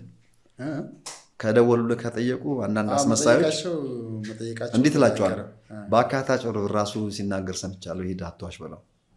ሰምቼዋለሁ። እሱ አምላካችን ነው፣ እኛ አምላኪዎች ነን። እሱ ፈጣሪ፣ እኛ ፍጡሮች ነን። እሱ እግዚአብሔር ነው፣ እኛ ሰዎች ነን ብሏል። ሰምቼዋለሁና አታጭበርብር በለው። አደራ ስለ ኃጢአት እናውራ። ኃጢአት የለም ትላለህ ብዙ ጊዜ ሰማለሁ። ይህም በጣም የሚከብደኝ ትምህርት አለ። እንዴ ግን ኃጢአት ማለት ኃጢአት የለም አለ ካልኩ ክርስቲያን አይደለም አንተ። ኃጢአት አለ ካልክ ጌታ መቀበል አለብህ። ኃጢአት የለም ማለት ኃጢአት ሰው ኃጢአት አይሰራም ነው ወይስ ኃጢአት አይሰራም? እና ሁለት ጥያቄ ነው ያመጣው። የጀመርካትን ጨርስ። ኃጢአት አለ የለም ተባባል ነው። አለ ካልክ ክርስቲያን አይደለም። ኃጢአት አዳነን ይላል እኮ መጽሐፍ ቅዱስ እኮ ከኃጢአት እኮ እንዳዳነን ይናገራል። ግን ይሄ ማለት ኃጢአት አንሰራም ነው? እሺ የለም ማለት አትቀላቅል። ክብርሽ አሁን አንሰራም እንሰራለን ወደሚለው መጣ። መጀመሪያ ግን የጀመርከው ኃጢአት አለ የለም ነው። መልሱ የለም ነው። አስደንግጥ። ምን እያልክ ነው ብለህ ድል ስጠኝ። እነዚህ ልጆች በጣም ድፍረት እንዳይሰማቸው ልጆቹ እንደ ካሜራማን የሚማር የለም በነገራችን ላይ። ልክ ነው። ሁሌ አስተምሬ ስጨርስ እንደ ዛሬ ተምሬ አላውቅም ይሉኛል። ይመጡና እነዚህንም ጠብቅ አሁንም እንደሚሉ ጋይስ ዋጅ ኃጢአት አለ ብሎ የሚያምን ሰው በጌታ አይደለም። ገና ጌታ መቀበል አለበት። ለምን መሰለህ? መጥምቁ ዮሐንስ እንደዚህ ብሏል። እነሆ የዓለምን ኃጢአት የሚያስወግድ የእግዚአብሔር በግ አለ። ከመሞቱ በፊት ነው ያለው። ኢየሱስ ሞቶ ከተነሳ በኋላ ደግሞ ሐዋርያው ዮሐንስ ደግሞ ተራው ምን እንዳል ታውቃለህ? አንደኛ ዮሐንስ መልእክት ምዕራፍ 3 ላይ ወደኋላ ነው እሱ ደግሞ የሚያወራው። መጥምቁ ዮሐንስ ወደፊት ነው ያወራው። እነሆ የዓለምን ኃጢአት የሚያስወግድ ማለት ስለ ሰው ልጆች ኃጢአት ሊሞት ነው። ዮሐንስ ደግሞ ከሞቶ ከተነሳ ካረገ በኋላ ምን አለ? እርሱ ኃጢአትን ሊያስወግድ እንደተገለጠ እናውቃለን። የዲያብሎስን ስራ ሊያፈርስ የእግዚአብሔር ልጅ ተገለጠ። የዲያብሎስ ስራ ኃጢአት ነው። እርሱ ጥልን ገሎ ተብሎ ተጽፏል። ያልተገደለ ጥል ያልተወገደ ኃጢአት የለም። ክብርሽ ኢየሱስ ኃጢአትን አስወግዷል። የቀረ ኃጢአት የለም። መንፈስ ቅዱስ ደግሞ ኢየሱስን ተክቶ ሲመጣ ጸሐፊው ምን አለ? ዓለምን ስለ 3 ነገር ይወቅሳል አለ። ስለ ፍርድ፣ ስለ ጽድቅና ስለ ኃጢአት። ፍርድን በተመለከተ የዚህ ዓለም ገዢ ተፈርዶበታል። ይሄ አዶ ከበሬ በሬን ዘጋብኝ፣ ጠቋር አሰናከለኝ፣ ሰይጣን በሬን ዘግቶብኝ ነው እከሌን ሰይጣን ያነሳሳብኝ ጅኒ አባቴ ውቃቢ ምናምን የሚባል ቋንቋ ኤክስኪውዝህን አቁም። የዚህ ዓለም ገዢ ተፈርዶበታል። እና የተቃውሞ ጸሎት ምናምን ተግሳጽ ወደ እሷ ለብቻ ጠይቀኛ። እሷል ሰይጣን ጠፍቷል ሳይሆን ተሸንፈዋል ነው። ለማያውቁትማ አለማወቃቸውን እዛ እንደ መሽግ ተጠቅሞ ባላወቅናት እኮ ሁላችንም ላይ ትንሽ ትንሽ ይሰራል ታውቃለህ። ባላወቅናት ልክ ለዛ ነው ማዘር የሚያደርገን። ጽድቅን በተመለከተ ደግሞ አለ ወደ አብ ስለመሄድ ነው ማለቱ ነው። የሚቀደሱትን በገዛ ደሙ ከቀደሳቸው በኋላ ፍጹማን ካደረጋቸው በኋላ በግርማው ቀኝ ተቀመጠ። የራሱን እንደሚይዘው ገባ ነው የሚለው ለኤቪደንስ። ጽድቅን በተመለከተ ወደ አብ ስለመሄድ ማለት ሁሉን ጨርሼ ፎር ዘ ኤቪደንስ ክብረ አብን በተመለከተ ይኸው ሁሉን ስርዓት፣ ፍትህን፣ ጥያቄ ምላሽ ሰጥቻለሁ ይኸው ብሎ ለአብ የራሱን እንደሚይዘው የገባበት በማያዳግም መልኩ ጽድቃችን፣ ጥበባችን፣ ቅድስናችንም ነው ተብሎ እንደተጻፈ እርሱ ስለኛ ኃጢአት ሆነ እኛ የእግዚአብሔር ጽድቅ እንድንሆን ዋንስ ኤንድ ፎር ኦል እግዚአብሔር ጻድቅና ቅዱስ አደረገ። ከስራ አይደለምና ማንም ሰው እንዳይመካ ተብሎ ተጽፏል። አሁን እዚህ ጋር ያዳነን በቅዱሱም አጠራር የጠራን እግዚአብሔር ነውና፣ ስለዚህ ወደ አብ ስለመሄዱ ላንተ ምልጃውን ጨርሶ፣ ምልጃው ዘላለማዊ ነው። እሱ እየለመን አይደለም፣ የሰራው ስራ ለዘላለም ነው። ስለዚህ በማያዳግም መልኩ ሄጃለሁና ጽድቅን በተመለከተ ገና ለመጽደቅ አትፍጨርጨርም፣ ለፍተ ለማምጣት አትጣጣርም፣ ተደርጎልኛል፣ ጸድቄያለሁ፣ አጽድቆኛል እንድትል ማለት ነው። ኃጢአትን በተመለከተስ በእኔ ስለማያምኑ ነው አለ። ኃጢአትን በተመለከተ የቀረው ኢየሱስ ክርስቶስን ሪጀክት የማድረግ ኃጢአት ነው የቀረው። እሱ ደግሞ ዴድሊስት አደገኛው ኃጢአት ኢየሱስ ክርስቶስ ያደረገለትን ሪጀክት የማድረግ ኃጢአት ነው። ችን የምትሰሙ ሰዎች ተጠንቀቁ። ኢየሱስ ያን ሁሉ መከራ፣ ያን ሁሉ ውርደት፣ ያን ሁሉ ስቃይ ተቀብሎ እስከ ሲኦል ድረስ ሄዶ የመጣበትን ከፍታና የወረደበትን ዝቅታ ካያችሁ ለማወቅ ቆጥሮ ለማወቅ ለመለካት የሚያስቸግረው ፍቅር ይሄ ነው። ከመታወቅ ያልፋል የተባለው ልብ አድርጉ። ወርዱና ስፋቱ ከፍታውና ጥልቀቱ ከመታወቅ ያልፋል ያለው ለመለካት ሞክሮ መለካት ያቃተው ጳውሎስ ከመጣበት ከፍታ አስቡ። የወረደበት አንድ ኃጢአተኛ ሰው ሊወርድበት የሚገባበትን ወረደ። ይሄን ፍቅር በምን ትለኩታላችሁ? ይሄን ሁሉ ኢግኖር ያደረገ ሪጀክት ያደረገ ሰው በቃ ከዚህ በላይ ኃጢአት የለም፣ ከዚህ በላይ ገሃነም የሚከት የለም። ስለዚህ አንድ ኃጢአት ነው ያለው፣ ኢየሱስን ያለመቀበል ኃጢአት ብቻ ነው የቀረው። ኃጢአት ተወግዷል። አሁን ጥያቄ፣ ሁለተኛ ጥያቄ ምንድን ነው የሆነው? ታዲያ ዝሙቱ ርኩሰቱ ምን ልትለው ነው የሚል ጥያቄ መሰለኛ። የዘገነነ እኮ ለዚህ ነው። ትክክል ነች። እቺን ታዲያ ከፍለ መናገር አለብህ። አሁን እናንተ ተስማምተናል ነገር ላይ ኃጢአትን ኢየሱስ ክርስቶስ አስወግዶታል። መቼም አንተ ጋር ሲደርስ ኃጢአት አልተወገደም አትልም። ጥልን በመስቀል ገድሎ ነው የሚለው። ያልተገደለ ጥል የለም። ሰይጣን የሚከሰን ኃጢአታችንን ይዞ ነበረ። ከሳሻችን ተጣለ የተባለው እኮ ከእጁ ስለተወሰደ ነው። በመስቀል ተጠርቋል። የቀረ ኃጢአት የለም። አሁን ያሉት ኃጢአቶች ታዲያ ኃጢአት ከሌለ ኬት ነው ዝሙት ርኩሰቱ? ወይስ አንዴ ድነናል እና ኦኬ ምን በስጋ እኮ ያደረግኩት በመንፈስ እኛ መንፈስ ነን፣ ወይም ደግሞ በጸጋ ድነናል። በጸጋ ከዳንን በስራ አይደለም። ተመልከት፣ ትንሽ እውነታ አለው። በስራችን አልዳንም፣ በስራችሁ አይደለም ተብሎ ተጽፏል። ስለዚህ ኦኬ እኮ በስጋም ትልቁም ትንሹም በእግዚአብሔር ፊት ያው ነው፣ አይቆጠርም እየተባለ እርኩሰት ማንኛውም ነገር ለሚደረግ ነገር መጽሐፍ ቅዱስ ስለዚህ ጉዳይ የነገረን ነገር አለ። ሐዋርያ ጳውሎስ ስለ ጽድቅና ራስን ስለ መግዛት አስተማራቸው ይላል። አማኝ ራሱን ይገዛል። ስጋ ለክርስቶስ ነው ተብሎ ተጽፏል። ባይገዛስ ግን ወል ነገር ነው። ፐርፌክት ነው አለማት እኮ አይደለም። የማይንድ ሴት ጉዳይ ነው እያወራን ያለ ነው። ፐርፌክትማ መሆን ከተቻለ ለምን ኢየሱስ ክርስቶስ መሞት አስፈለገው? ፐርፌክት ስላልሆነ እኮ ነው።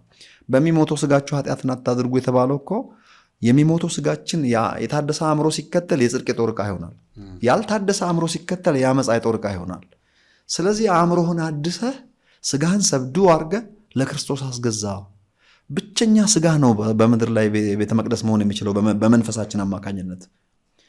ኃጢአት ኬት መጣ ከተገደለ? ዛሬ የምናደርገው እርኩሰት ኬት መጣ ካልክ ካልታደሰ አእምሮ የሚመነጭ በኮራፕትድ ባዲ የሚገለጥ አክሽን ነው። ይሄንን ደግሞ ኃላፊነት እግዚአብሔር ለእኛ ነው የሰጠው። ራስህን ግዛ፣ አእምሮን አድስ፣ ተስተካከል፣ ስጋህን ረግጠህ ግዛ፣ አትጨማለቅ፣ ስርዓት ይኑርህ። ሄደህ እነዚህን ነገሮች ካደረክ ስትሳሳት ከህይወት መዝገብ ላይ ትሰረዛለህ ማለት አይደለም፣ ግን አደጋ ላይ ትወድቃለህ፣ ሌሎቹንም ታሰናክላለህ፣ ምስክርነት ይበላሻል፣ ለሰይጣን አክሰስ ትሰጣለህ። እንደገና ደግሞ ድፍረትን ማጣት ትጀምራለህ። ጻድቅ ነኝ ማለት ሁሉ ያቅትሃል። ልጆቼ ሆይ ኃጢአትን እንዳታደርጉ ይህን ጽፍላችኋለሁ። ይሁን እንጂ ማንም ኃጢአትን ቢያደርግ ከአብ ዘንድ ጠበቃ አለን የሚለው ጠበቃ ስላለ እኮ ሰው ከሄድና ክለብ ሄደህ እንደፈለግ ተዳርተና ማለት አይደለም። ጠበቃ የሚለው ቋንቋ እኔ በግሪክ ቋንቋ አንብቤዋለሁ። ያን ቦታ ሆሞሎጊያ ሴም ኮንፌሽን ማለት ነው። ሴም ኮንፌሽን ማለት እግዚአብሔር ስለሚያውቀው ጽድቅህን ብቻ ነው የሚያውቀው፣ ኃጢአተኝነትን አያውቅም። በክርስቶስ የተከፈለልን ክፍያ ብቻ ነው የሚያውቀው እንጂ በድካምህ አይደለም የሚያውቅህ እግዚአብሔር። ለምን ከእንግዲህ ማንንም በስጋ እንደሚሆን አናውቅም ተብሎ ተጽፏል። ከመንፈስ ነው የሚያውቀን እኮ ሲጀመር እግዚአብሔር። የምናደርጋቸው የምንሳሳታቸው ስህተቶች ሶርሳቸው ተነቅሏል። ነገር ግን ከየት ነው የሚመጡት? ካልታደሰ አእምሮ፣ ካለመታዘዝ፣ ከእንዝላልነት፣ ከሮንግ አስተሳሰብ የሚመነጩ ሮንግ አካሄዶች ናቸው። እነዚህን ደግሞ እግዚአብሔርን አይመለከተውም። ሊረዳ ፈቃደኛ ነው። ራስን ግዛ፣ ስርዓት አድርግ ነው ያለን።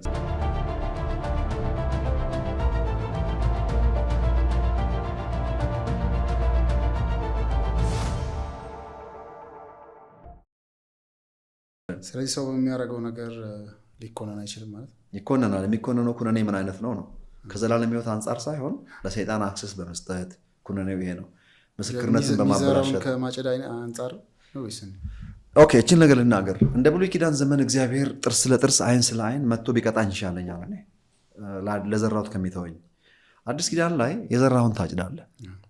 በስጋ የሚዘራ መበስበስን ያጭዳል የሚለው ገላትያ ምዕራፍ 6 ላይ ያለው ስለ ሕግና ስለ ጸጋ እያስተማረ ነው። ለመናገር እነሮንጎ ነች ቦታ መንጠቅሳት ዝም ብዬ ሰው አያውቅም ብዬ መናገር አልፈልግም።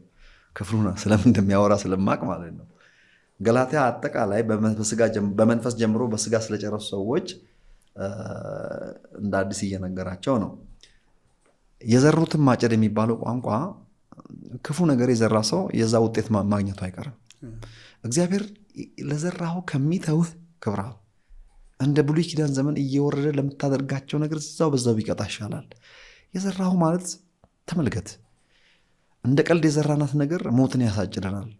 ለክፉ ነገር ለምሳሌ ሄዶ ሴተኛ ዳሪ ጋር ተኝቶ የመጣ HIV ሊይዘው ይችላል። አደገኛ ነገር ሊያጋጥመው ይችላል። ሰው የገደለ ይታሰራል፣ ቤተሰቡ ይበተናል፣ ተቅብዝባዥ ይሆናል። የምናደርጋቸው ነገሮች ሁሉ በእግዚአብሔር ፊት እኩል ቢሆኑም በሰው ፊት በምድር ግን እኩል አይደለም። በአጠቃላይ እግዚአብሔር አለ አታድርጉት አይገባም አለ። ስለዚህ ኃጢአትን ለምን ደሞ አታደርጉት ታዲያ ብትጠይቀኝ ስለማይገባ ነው። በቃ እግዚአብሔር አይጠቅምህም አቁም አለኝ። ለምን እፈላስፋለሁ? እኔም ብቻ ሳይሆን ደግሞ ባዲ ኦፍ ክራይስትን ትጎዳለህ። አንድ በስፒልኮችን ጣትን ብትወጋ ሰውነትህ በሙሉ ነው የሚታመመው። ያንተ መበላሸት ባዲውን በሙሉ የሚጎዳ ከሆነ ሰልፍሻቶን ለራስህ ብቻ ወንድሞችንም ጭምር ትጎዳለህ። ይልቁንም እኛ የምናገለግል ሰዎች ደግሞ የሚያስተምር ሰው የሚያገለግል ሰው ነቢይ፣ አስተማሪ፣ ሐዋርያ፣ ፓስተር፣ ወንጌላዊ እኛ ላይ ያለ ዕዳ ደግሞ እንዳውም በጣም አደገኛ ነገር ነው። ስታፕ እናንተ የበለጠው ፍርድ አዋቂ አጥፊ ነው አምቶ ነው። ሌላውስ እሺ ስላላወቀ ነው። ምን ኤክስኪውዝ አለ አንተ እንደፈለግክ እየተመላለስክ ምናምን። ትልቅ አደጋ ነው። ስለዚህ አንደኛ ኃጢአትን የማናደርግበት ምክንያት ለመጽደቅ ሳይሆን ስለጸደቅን ነው። እችን ያዝልኝ።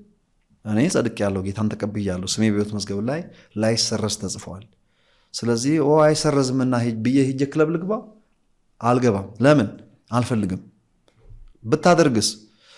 እውነት ለመናገር ስላደረግኩ እግዚአብሔር ያኮርፈኛል፣ በቃ ይጥለኛል፣ ሲኦል ይከተኛል ብዬ ሳይሆን እግዚአብሔር ፍቅር ነው። ግን አይገባምና ተብሎ ተጽፏል። አባቴ ነው እግዚአብሔር። እንዴት ነው የማይገባ ነገር ፊቱ ማድረገው? አድርጌም ከሆነ ቶሎ በንስሐ መመለስ ያስፈልጋል። ቶሎ አትወድቅም አለም። ጻድቅ 7 ጊዜ ይወድቃል፣ 7 ጊዜ ይነሳል። የማይደክም ማን ነው ተብሎ ተጽፏል። ብዙ ብራክ ባናረግ ደስ ይለኛል። ለምንድን ያልኩት? ማንም አያሳስት፣ ማን ነው ኃጢአት ሰርቶ ማያውቅ? ይልቁንም ከዚህ ይልቅ ባዘር የሚያደርገኝ እኔ ስለ ኃጢአት ብቻ የሚሰብኩ ሰዎች አሉ። እነሱ ኃጢአት ሰርቶ አያውቁም። በቸርች በኩል ሲኦል ትገባለህ የሚሉትም ማለት ነው። እኔ በቸርች በኩል ሲኦል እንደሚገባ አላውቅም። አንድ ትምህርት ሰምቼ አውቃለሁ። ከዚህ ኧረ እኔም ሰምቻለሁ። ግለሰቡን ስሙን አልጠራም፣ ግን የማልጠራው ለምንድን ነው? እንዳያኮርፈኝ ብዬ ማለት ነው። ሰው ማስቀየም አልፈልግም። ሰምቼዋለሁ፣ ግለሰቡንም አውቀዋለሁ። እንደውም አይወደኝም እኔ ለምን ሰምቻለሁ። ትንሽ ለዲቤት ጠርቼው ነበር እና ስለዚህ ቅር ሊለው ስለሚችል አሁን ስሙን ባልጠራ ደስ ይለኛል። በደፈናው ነው። አሁን ትንሽ ብልጦኛል። ስለዚህ በቸርች በኩል ሲኦል የሚገቡ ብዙ አሉ ያለው በቅንነት ልናገርና ገና ለገና እሱ ስለሆነ ኔጌቲቭ ነገር ማውራት አልፈልግም። ሊል የፈለገው ሰውየው እዚሁ ቸርች አካባቢ እየተመላለሳችሁ ክርስቶስን እንደ ግል አዳኛችሁ የተቀበላችሁ ቢመስልም እንሮንጎ የምትሄዱ ቸርች እየተመላለሳችሁ መጨረሻችሁ ሲኦል ስለሆኑ ሰዎች ጋር ቢኬርፉል እያለ ስለሆነ በቅንነት እረዳዋለሁ። ያን ሰውዬ ወንድማችን አይ ቲንክ ፕሮፌት ነው አይደለም? እንደዛ ነው ሊል የፈለገው እንጂ በሲኦል በኩል ቸርች የሲኦል በር አለችም። ሰውየው ያለው ነገር በደንብ በቅንነት ገብቶኛል።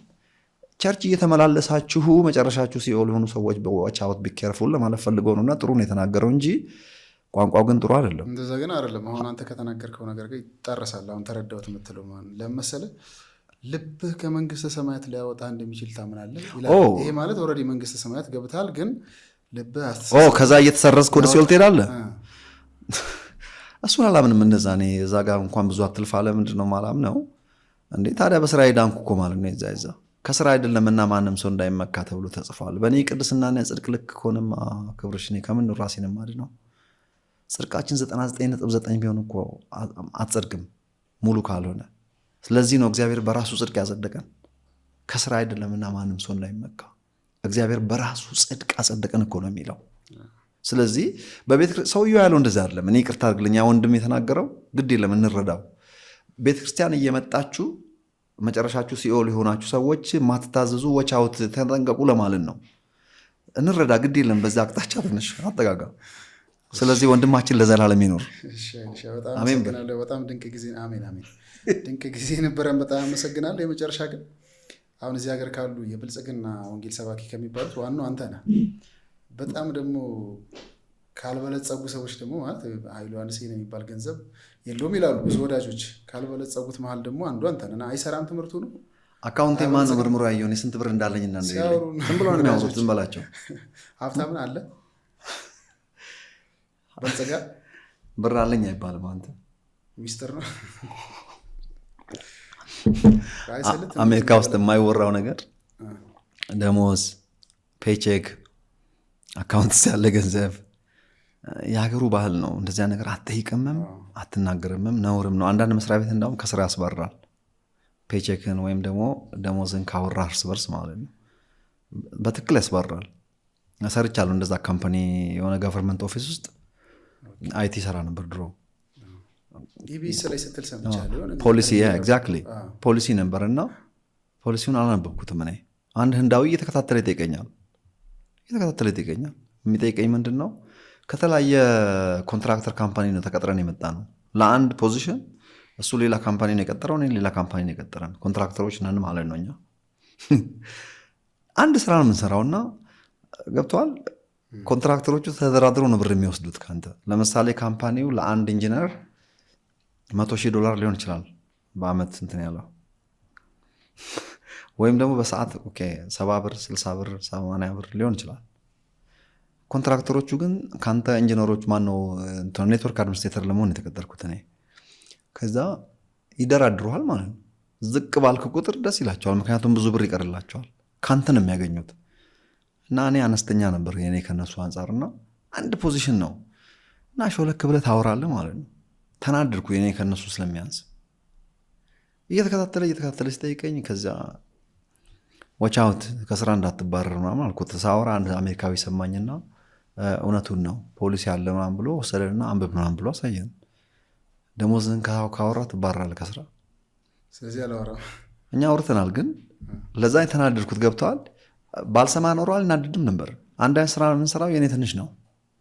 ሰው ልላ የፈለግኩት ብር አለ የለም ለሚለው ነገር ብሎ የሚያወሩት ሰዎች ግን ንገረኝ ካልክ እኔ አበሻ ስለሆንኩ አዎ እኔ የራሴ ኑሮ አለኝ፣ ግን የሚኒስትሪ በገንዘብ በአስራት በምናምን የወሰድኩት ያስቀመጥኩት አካውንቴ ውስጥ ምንም የለም። ግን እግዚአብሔር ይባርከኛል አንድ ቀን። ትምህርቱ ግን ይሰራል፣ ያበለጽጋል። ብልጽግና እያወራ ሀብታም ስትከተል ካየው ውሸትህን ነው ማለት ነው። አንድ የተለመደ ነገር አለ እኛ ጋር አሜሪካ፣ በጣም ያየሁት ነገርና ተስፋ ያስቆረጠኝ ነገር አንዳንድ የምንከተላቸው ሰዎች ማለት ነው፣ ሁሉ ሰው አይደለም። አንድ ሰውዬ ሲመሰክር ሰማሁ። ምንድን ነው ያለው? እኔ በር የተከፈተልኝ እኮ እንደዚህ ነው አለ። ብዙ ብር አንስቶ ለሆነ ሚኒስትሪ ሰጠ። በዘመኔ አየዋለሁ ብዬ አስቤ የማላውቀው ሰውዬ አለ ፔቼኩን ሳይደወለልኝ አፈላልጎ አለ። እንዲህ ከዛ በኋላ አለ ፍሬንዶንና አብረሻ መጠጣት ጀመርን አለ። ፊት አስቀመጠኝ አለ። እንዳውም ቃል ሼር አድርግ ብሎ ድል ሲሰጠኝ ጀመር። መጨረሻ ሰባኪ ሆኜ ይኸውላችሁ ዛሬ እዚህ የደረስኩት በዚህ ነው። መስጠት በር ይከፍታል ነው ሰውዬ ሊል የፈለገው። የበለጠ ነው ዲስትሮይ ያደረገኝ የዛን ሰውዬ ታሪክ ስሰማ። እኔ ማከብረው ሰው ነበር። ለካ በብር ነው በር የተከፈተለት። ዘርዘርቶ ነው የተከፈተ። ዶንት ቴል ሚ ዲስ። መንፈሳዊ ሕፃን በነበርኩበት ሰዓት ልቀበል እችላለሁ፣ አሁን አልቀበልም። ውሸት ነው። ሀብታም እየተከተልክ ሀብታም ፈረንጅ ገብተዋል። እነሱ ብዙ ብር አላቸው። ስለዚህ ብዙ ብር ሰጠ። ነጋዴ ነው ሰውየው። ብዙ $1,000,000 ሰጠው። ስለዚህ ለምን አይደውልለት? እኔም እንደዛ ብር ቢሰጠኝ እደውልልሃለሁ። መደወል ብቻ አይደለም አብሬሽ አይጠጣለሁ። ቫኬሽን ሁሉ ልሄድ እችላለሁ። ከማይሰጥ የሚሰጥ ሰው ይሻላል ማለት ነው። እኔ እውነተኛ ሰው ነኝ፣ ግን ከአገልግሎት ጋር ግን ነው። ስለዚህ ታዲያ እኔ እግዚአብሔር ብር ሲሰጠኝ ይሰጠኛል። ሲጀመር ብልጽግና ወንጌል ነው ብሎ ያወራው ማን ነው? እኔ ብልጽግና ወንጌል ሰባኪ አይደለሁም። እኔ ወንጌል ሰባኪ ነኝ፣ ግን ወንጌል እንደሚያበለጽግ ደግሞ አምናለሁ። ወንጌል ከድህነት እንደሚያወጣ። እሱ ምን ማለት ነው መሰለህ? ብር ታገኛለህ ሳይሆን የአባቴ የሆነ ሁሉ የኔ ነው ማለት ወደምትችልበት የልጅነት ክብር ወንጌል ነው የሚያመጣ። ከዛ በኋላ ጨው ለራስ ስትል ጣፍጥ እንደ እምነት ይሆንልህ ነው። አዎ እንደዚህ አይነት ስብከት ሰብኮ ሰክሰስፉሊ ገንዘብ ያገኘው ሰውዬ እውነት ዘርዘርቶ ማኒፌስት አድርጎለት ሀብታም ሆኖ ከሆነ እውነትም ጸጸታለሁ ወይ ንስሐ እገባለሁ ወይ መንገዴን አቋርጣለሁ። ትሞክረዋለህ እንደዛ። ግን ከሀብታም ጋር እየዋልክ አሁን ፈረንጁ እንደሚያደርገው ሰውዬ ትንሽ እነሱ ብር እየሰጡ ጌታ ባረከኝ ብለህ ብራክ ካረግ እንዴት ነው የመጣው ያ ብር ብዬ ጠይቃለሁ። ታንኪዩ ኃይልዬ፣ በጣም እናመሰግናለን። ድንቅ ጊዜ ነበረን። እንግዲህ ሀሳቦችን ጨርሻለሁ። ያንተንም በደንብ ለመስማት ሞክረናል። እንግዲህ በደንብ እንድታወራ ያው የክርክር ነገር ሳይሆን የኃይሉ ዮሐንስን ሀሳቦች ደግሞ ኃይሉ ምንድን ነው የሚያምነው የሚለውን ነገር ለመስማት ሞክረናል። በጣም ደስ ብሎኛል። ድንቅ ቆይታ ነበረ። በመጨረሻ ድርቅ እንዳይል ይሆን የንጽጽር ጥያቄ ልጠይቅ። ድርቅ እንዳይል ይህ ማለት ከአንተ ህይወት ላይ የተሻለ ኢምፓክት ያላቸው ሰዎች እነማን ናቸው? ወይ የምትወዳቸው ይችላል እንጂ የሆነ አንዱን ከአንዱ እያበላለጠ ነገር አይደለም። ኬኔት ግን ኬኔት ኮፕላንድ፣ ደረጀ ከበደ ወይስ ተስፋዬ ጋቢሶ? እኔ መዝሙሬ የእኔ ስታይል ትንሽ ከሁለቱም የተለየ ስለሆነ ሌላ ሰው ጠይቀኝ። ሁለቱንም ብዙ አልሰማቸውም። እንደዛ መዝሙር አንደኛ እንግዲህ ለምን እነዚህ ሰዎች ተዋቸው፣ ሌላ ሰው ጠይቀኝ ለመሰለ ሌላ ሰው ጠይቀኝ አልኩ። ለምን እንዳልኩ ታውቃለህ? አሁን ከፖለቲካ ጋር ብዙ ይነሳል። ደረጀ ከበደ ብል ደግሞ ነገር ሊተረጎም ይችላል። ተስፋዬ ጋቢሶ ካልኩ ደግሞ ሌላ እንትን ነውና ሁለቱም በጣም የተከበሩ ሰዎች ናቸው።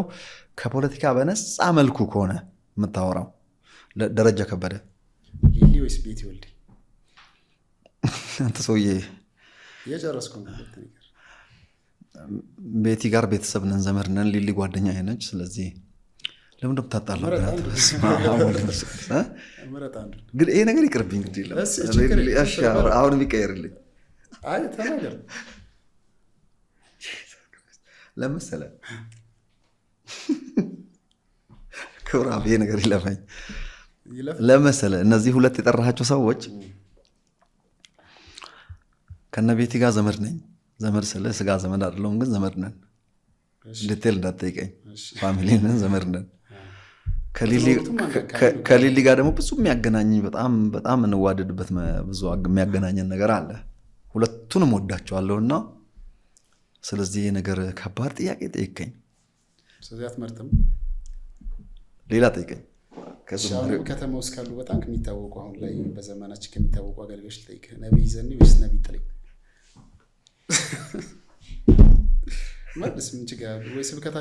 ስብከታቸውን ትንሽ ነው የሰማሁት። እግዚአብሔር ምስክር ይሁንብኝ፣ አልዋሻውም፣ አልሰማኋቸውም። ማም ለማት አይደለም። ነቢይ ዘኔን የሰማሁት ሰው መንፈስ አይደለም ብሎ ሲያላግጥ ሰምቻለሁ። ያኔ እቺን ስለሰማሁ ጆሮዬን ሰጥቼ ሰምቻለሁ። ይሄ የሰራዊት ጌታ እግዚአብሔር ምስክር ይሁንብኝ፣ አንድ ወጥ ትምህርት ሲያስተምር ሰምቼ አላውቅም። ግን ጥሩ ይናገራል ልጁ። በጣም ንግግር አዋቂ ነው፣ ጎበዝ ነው። ይልቁንም አንድ ወንድሜ አውቀዋለሁ፣ የኔ ወንድም ማለት ነው። ወንድሜ ሀረር ወንድም አለኝ፣ አውቀዋለሁ። በጣም ጥሩ ሰው ነው። ለምን ስሙን ጠራ ብሎ ተቆጥቶኛል ባለፈው። ኧረ እኔ በክፉ እኮ አልጠራውም አልኩት። ስለዚህ አይ ጥሌ ይሻለኛል። ጥሌን ሰምቼዋለሁ በጣም። እሱኛውን ወንድም በጣም ስላልሰማሁት ነው። በሰማ ደስ ይለኝ ነበር፣ ግን አንዱን ፒክ አርካ ጥሌን ፒክ አደርጋለሁ። ጥሌን ትመርጣለህ? በቃ ጨርሻለሁ። ያው ድርቅ እንዳይል ነገር ነው ትንሽ። ሌላ ኮምፔር ታደርገው ምንድን ነው? ኮምፔር ማድረገው ሌላ ይከብዳል። አንተን አልከው እኮ በጣም ግን ደስ ይላል። በነገራችን ላይ እዚህ ከተማ ነቢያቶችም አሉ፣ አስተማሪዎችም አሉ። በአምስቱም ኦፊስ አምናለሁ። በጣም ወዳጆችን ያልጠራሁት እንትን እንዳይለብኝ ቅር እንዳይለው። አይልሻ በጣም እናመሰግናለን። ድንቅ ቆይታ ነበረን። እንግዲህ በሚቀጥለው ደግሞ ከአሜሪካ ስትመጣ አሁን ፕላንት ይደረጋል እዚህ ቤተክርስቲያን ማለት ነው። እመጣለሁ። እዚህ ሀገር መንፈሳዊ ነገር እሰራለሁ። ምን እንደምሰራ መንፈስ ቅዱስ ይኖራኛል። ያኔ ደግሞ ድጋሚ እግዚአብሔር እድል ይሰጠናል፣ ድጋሚ እናወራለን ብዬ አስባለሁ። በጣም ቆንጆ ቆይታ ነበረን። አመሰግናለሁ ኃይልሻ። እኔም በጣም አመሰግናለሁ። የተከበራችሁ ተመልካቾቻችን እንግዲህ ከወንድማችን አገልጋይ ኃይሉ ዮሐንስ ጋር የነበረን ቆይታ ይህን ይመስል ነበር። ሳምንት ከሌላ እንግዳ ጋር እንመጣለን። እስከዛው እግዚአብሔር ሁላችንም በያለንበት ይባርከን፣ ይጠብቀን። ሰላም